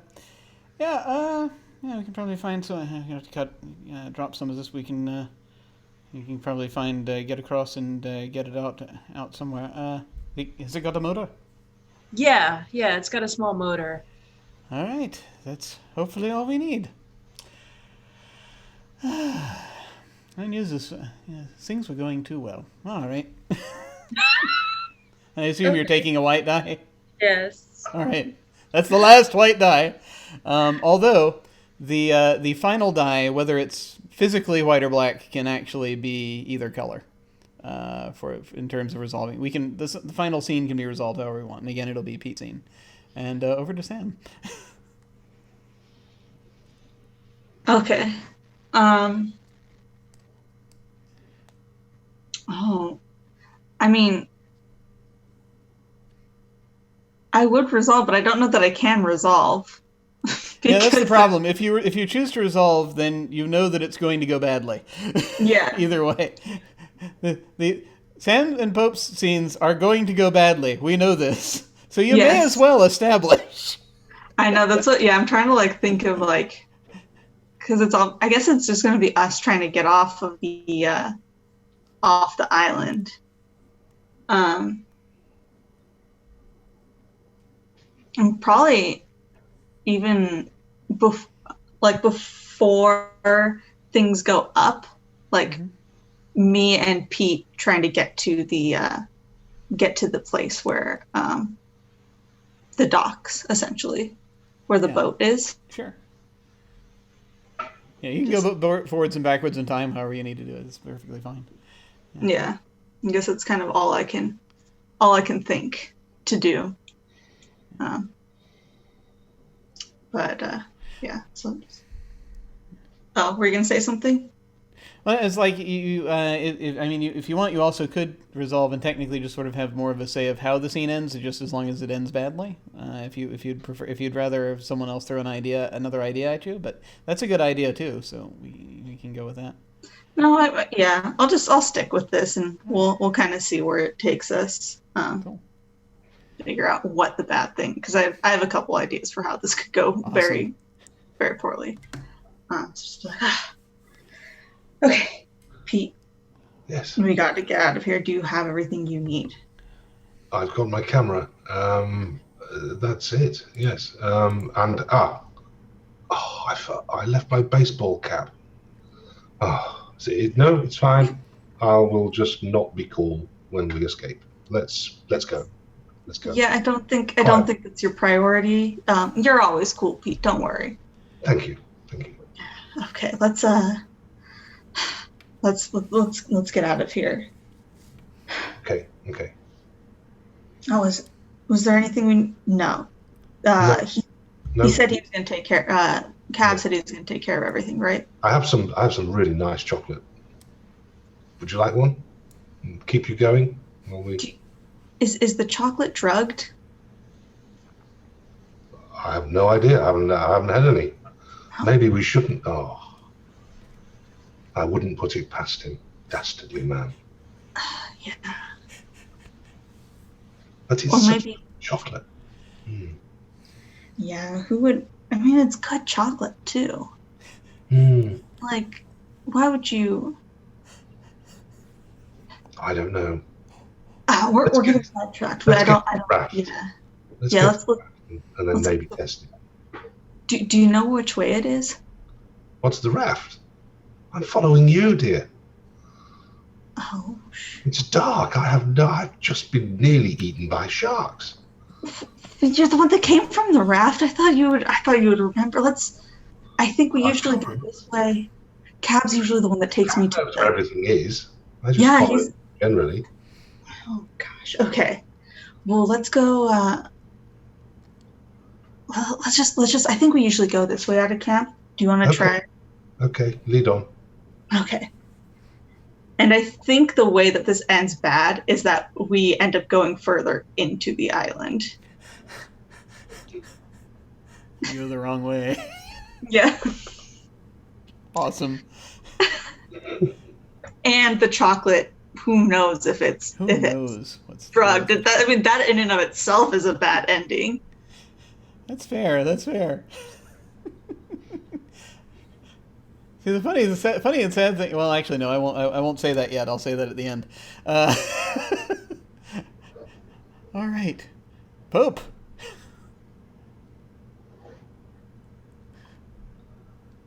I love you all. I hate you.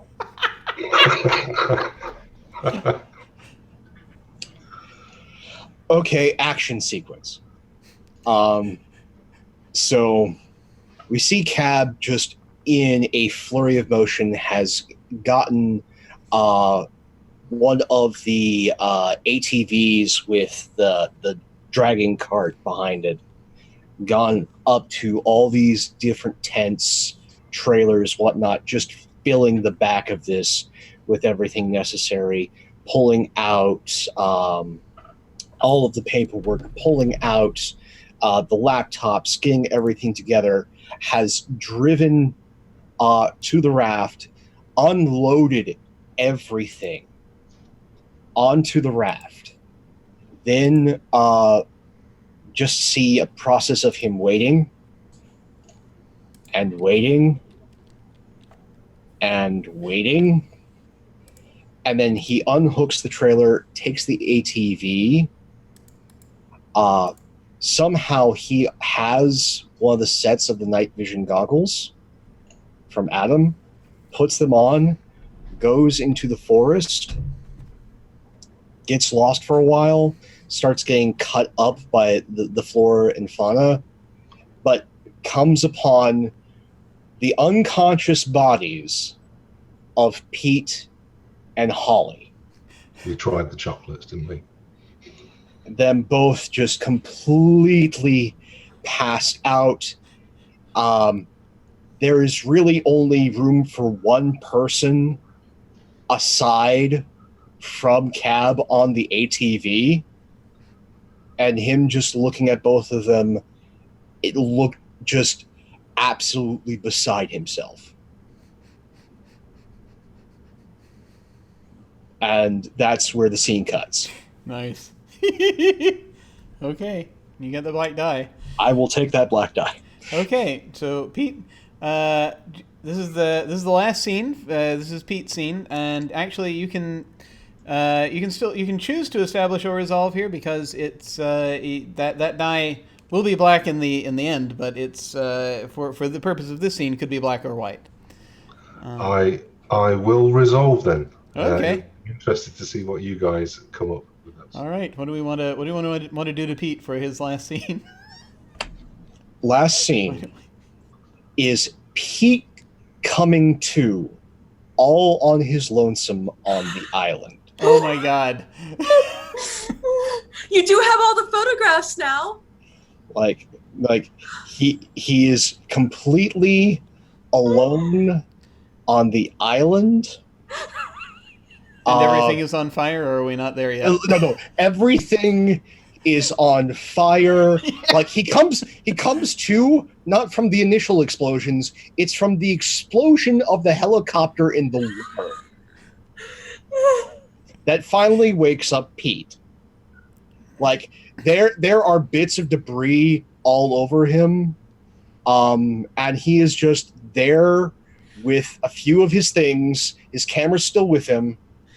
All of his gear that he took, all still with him. The chocolates are still beside him, and that's where he comes to.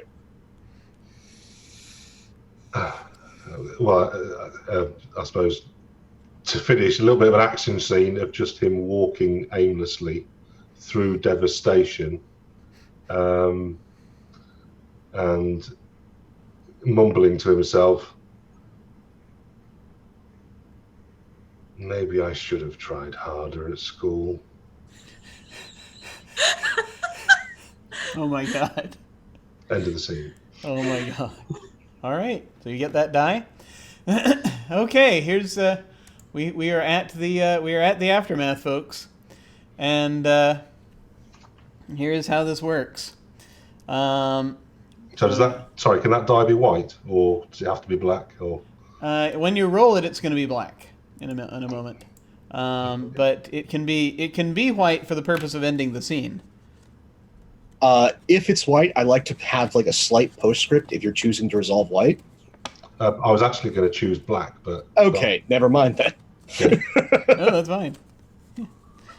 All right, cool. Yeah, no, that works. That works. Okay, so we are at the aftermath, and what we do now is we roll the dice that are in our box here. We each roll our dice, and then we do the math like we did before. And basically, that's you take everything of here's the easiest way I've figured to explain this. Add each color up separately. Subtract see which one is higher. That's the way we're leaning. Subtract the lower number from the higher number, and your total is going to be color number. Color being whichever number was higher in the first place. Number being what your final number is. And that tells us how to read the aftermath table.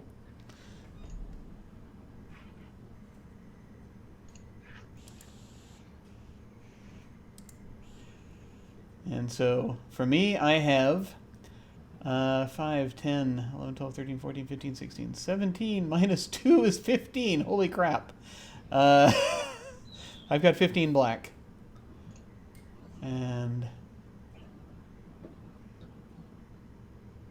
so, for example, as I'm going around, I see Chris would have, 4 white, which isn't great. But And basically, the higher the number, the better you do in the end. And then we will be narrating our end of this whole thing.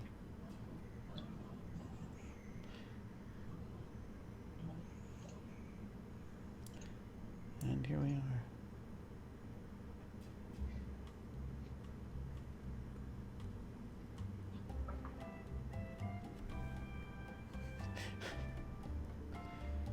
So what numbers do we have here? So you've got Sam has 0. Oh my God. Okay, yeah, that's not gonna be good. Pope, what do you? 6 white. 6 white. Okay. And Jim, what do you have? Black 3. Okay. I'm actually gonna go. I should have asked that in a moment, but I'm gonna go ahead and read through each of these, and I'll tell you what you're aiming at. They used to do these as a sort of a montage. We can still kind of do that, but it's gonna. You don't have to. Yeah. You don't have to split it up or anything. So I've got. I'll start with me and I'll go around. So I've got Black Eye 13 plus, Black 13 plus. Awesome, insanely great. You will emerge not only unscathed, but if there's a girl involved, she's dropping her drawers. You might even get rich off this caper. Who knows? Time for a new ride. That's metaphorically what's going on. So apparently I come out of this very well. And I will narrate that in a bit. And Chris, you had White 3. White 3. Yeah. So White 3. Grim. The stress and trauma from your little adventure are going to haunt you forever. Bits of your soul are destroyed and you are missing a piece or two.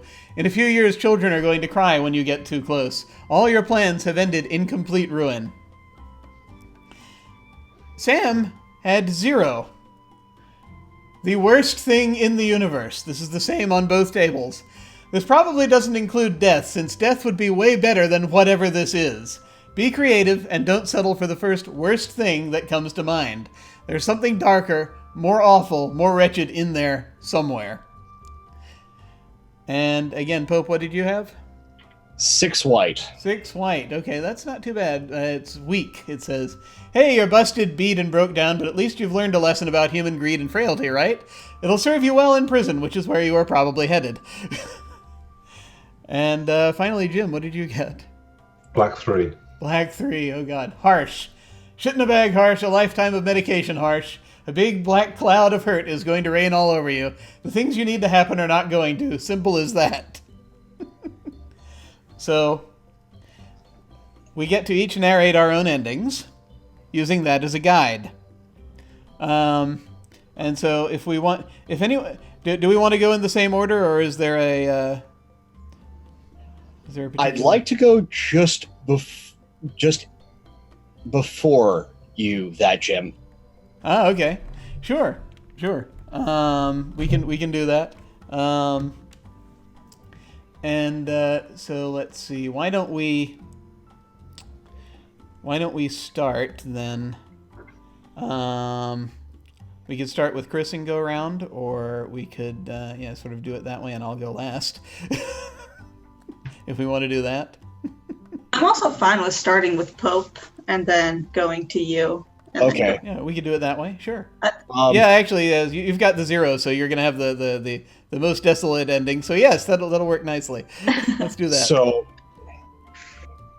with Cab, we cut to him on a different, shinier boat. Him in his entire PA outfit, and we see the script under his arm on the clipboard that says Mission Possible 2, and him on the boat going back to the same island.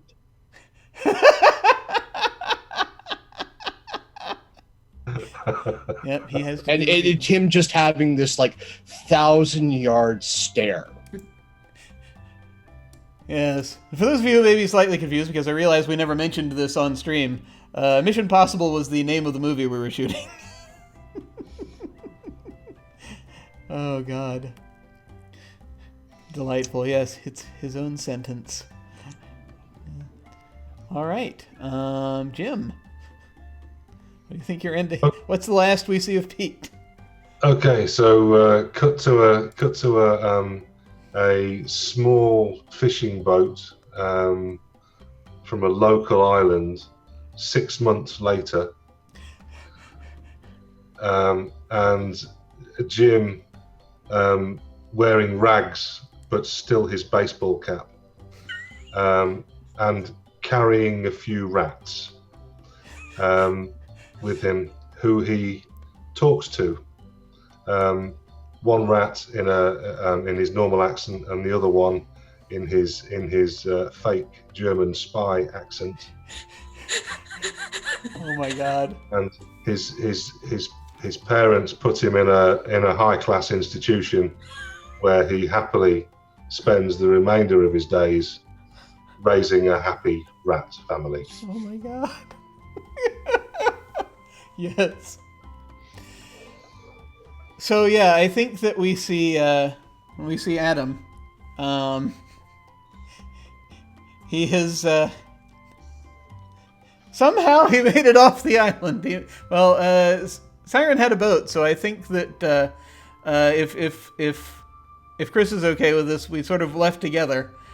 I kind of figured it mentioned there was a girl who dropped her panties. I kind of figured I was that girl. You can if you want. I didn't want to say. I'm fine with it. It's okay. Comfortable. It makes sense with the story. It's so fine. Basically, he has her on his arm, and he's just very much and so you see basically he has sold all of the drugs independently, and as he's made separate contact with them, and he managed to basically blame everything on the production company.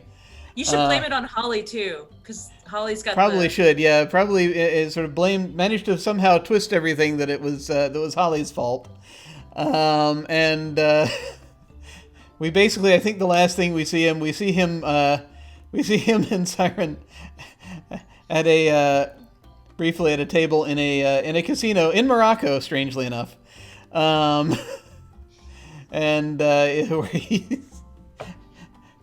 he just he'll see him rolling dice, since he is once again gambling away his fortune that he has just claimed, but he is very happy doing so. That's what's the last we see of Siren. I think she's probably not going to find a lot of acting work, and is going to end up sort of following Adam around with all of the loss of his fortune. So, and on top of it, the drug problem addictions just get worse. So her sort of grim is like, she's regularly just in a constant drug state, not, sort of barely making it end some days when Adam's doing really well, then, money's great, but it's sort of her life is now connected to Adam's. Yeah, there is no escape. Yeah, in a way, really, being a significant other of Adam's is a terrible, terrible sentence that I wouldn't pass on anyone. I feel like that's a good grim. Like, it's really great for Adam, but not so great for Siren, and that's where we ended up. So. Yeah, that's unfortunate. Oh my God. All right, Sam, hit us with your tragedy. What happened? The tragedy of Holly. So she gets back, and with the big flop that was Mission Possible, they fire her. Not only do they fire her, they hire her other rival, who's probably Siren's best friend, to finish the production, and it becomes the best, like, #1 box office selling, movie. And not only that, but with the fact that Adam sold her out, she has to live the rest of her life. She gets these death threats from the people that Adam works for, and we're watching you. I saw you do that. Don't do that again. She knows that everybody is watching her, and she just is essentially, she can never live in peace again. Just kind of kick her while she's down. Never. Awesome. That's wonderful. All right, well, that's Fiasco, folks. Thank you so much for playing. Once again, this game is highly addictive. I play it as often as I have an opportunity to, which is not as much these days. But it's very it is very close to my heart. Once again, as it's sort of the game that I played that helped me understand. Oh, we can do different kinds of games, and this is a cool thing because it came out right at that time when we had a shift to indie games that made them. And there were plenty of indie games prior to that, but that was the one where it sort of caught my attention and was like, this is how we can do things. So we're going to go ahead and go around and do our outros and say where folks can find you and any final thoughts about this session. And we're going to go counterclockwise this time, so we will start with Jim. I've been Jim. It's been wonderful. My first time ever playing Fiasco. I've thoroughly enjoyed it. And this is my second ever stream. So it's lovely to meet you all and to play with you all. And hopefully I'll see you all again soon. I loved Pete so much. He was so great. He was a wonderful character. Good job with that character. So Oh, that was so I love good. that he had the hat. Yes. It was too good, man, too good. All right, did you want to say anything about where folks can find you or anything? Or I'm sorry, I'm still new to this. I no worries. joined Twitter, as you know, 2 weeks ago. So I'm kind of getting used to all of this.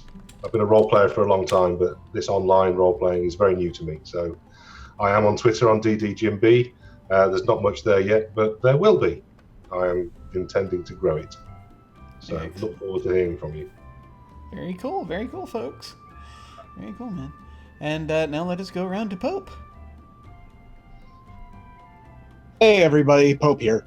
That was something else. Fiasco is always a time. You get to make it as good as you want it, which should be the most awful thing possible. And no, this was an absolute treat. Thank you all. It has been a pleasure playing with everybody. For those of you in chat, absolutely adore each and every one of you. Thank you for joining us. And as for me, you can find me over on Twitter at Pope WorldBuild, and on Twitch, I am usually lurking in all your streams under that moniker. So, by all means, I will see, hopefully, all of you again in some production or other very soon. I think I hear a chopper in the distance, but it's not just distant in hearing, but distant in the past. So we'll see. But look forward to seeing you all very soon. Could it be foreshadowing? We don't know. Awesome. Thank you so much for jumping in and playing this. This was great. I just loved the story crafting that went on. This was wonderful. And Sam, hey. Hi, I'm Sam. Oh my gosh, I'm so happy I finally got to play Fiasco. I have been bugging Jim to play Fiasco for months now. So, yeah, I'm really happy that I finally got to play. It was everything I hoped for and so much more. So much more. You all are great. You can find me on Twitter. I'm Smallish Sam, and I play in a Cypher System game on the Scraticus Academy on Wednesdays at 10 p.m. Eastern Time. Yeah, I think that's, 10 p.m. Cool. Awesome. Yes, go follow all of Sam's things. Sam is wonderful. And I'm so glad we finally got to make this happen. Excellent. And finally, Chris. So much fun. I've never played this game before, and oh my god, it was a blast. So, and I especially enjoyed the chat suggestions. I think those were fantastic. So I think this is a game that really is great with chat suggestions. So anyway, and thank you everyone. I hope no one was offended. I don't like being mean in real life, but in character, sure. So, I was not intending to insult anyone in game or in real life, but it was a blast, and I had so much fun. And I always love games with Jim. So, Yay! and I am on Twitter at CF Gregory. I don't think I tweet a lot, but I'm there. So, no worries, no worries. All right, well, that was awesome. I was very glad to get a chance to take a crack at that playset. I found the sort of the kind of Apocalypse Now type thing sort of very interesting to see kind of how things can go wrong with a shoot, with a shoot like that. And this was delightful. It was not disappointing in the least. Once again, I'm Jim Ryan. You can find me at OtherDoc on both Twitch and Twitter. My website is jimyesthatjim.com, where you can find my Geek Observation podcast and links to my various other podcasts, audio dramas, writings, and such. I've got links down below to my website, Twitter, and YouTube channel. So, on this channel, this coming Tuesday, we will have the premiere of our September short campaign, which is going to be Mashed. That is a game that is powered by the apocalypse, and it is about the Korean War. It is somewhat inspired by the TV show, though not directly based on it. It's actually based on a lot of other historical things, what came up. But it's something else. It's a very different kind of PBTA game from what I've played so far, and I am very eager to try it out. And so again, that premieres on Tuesday.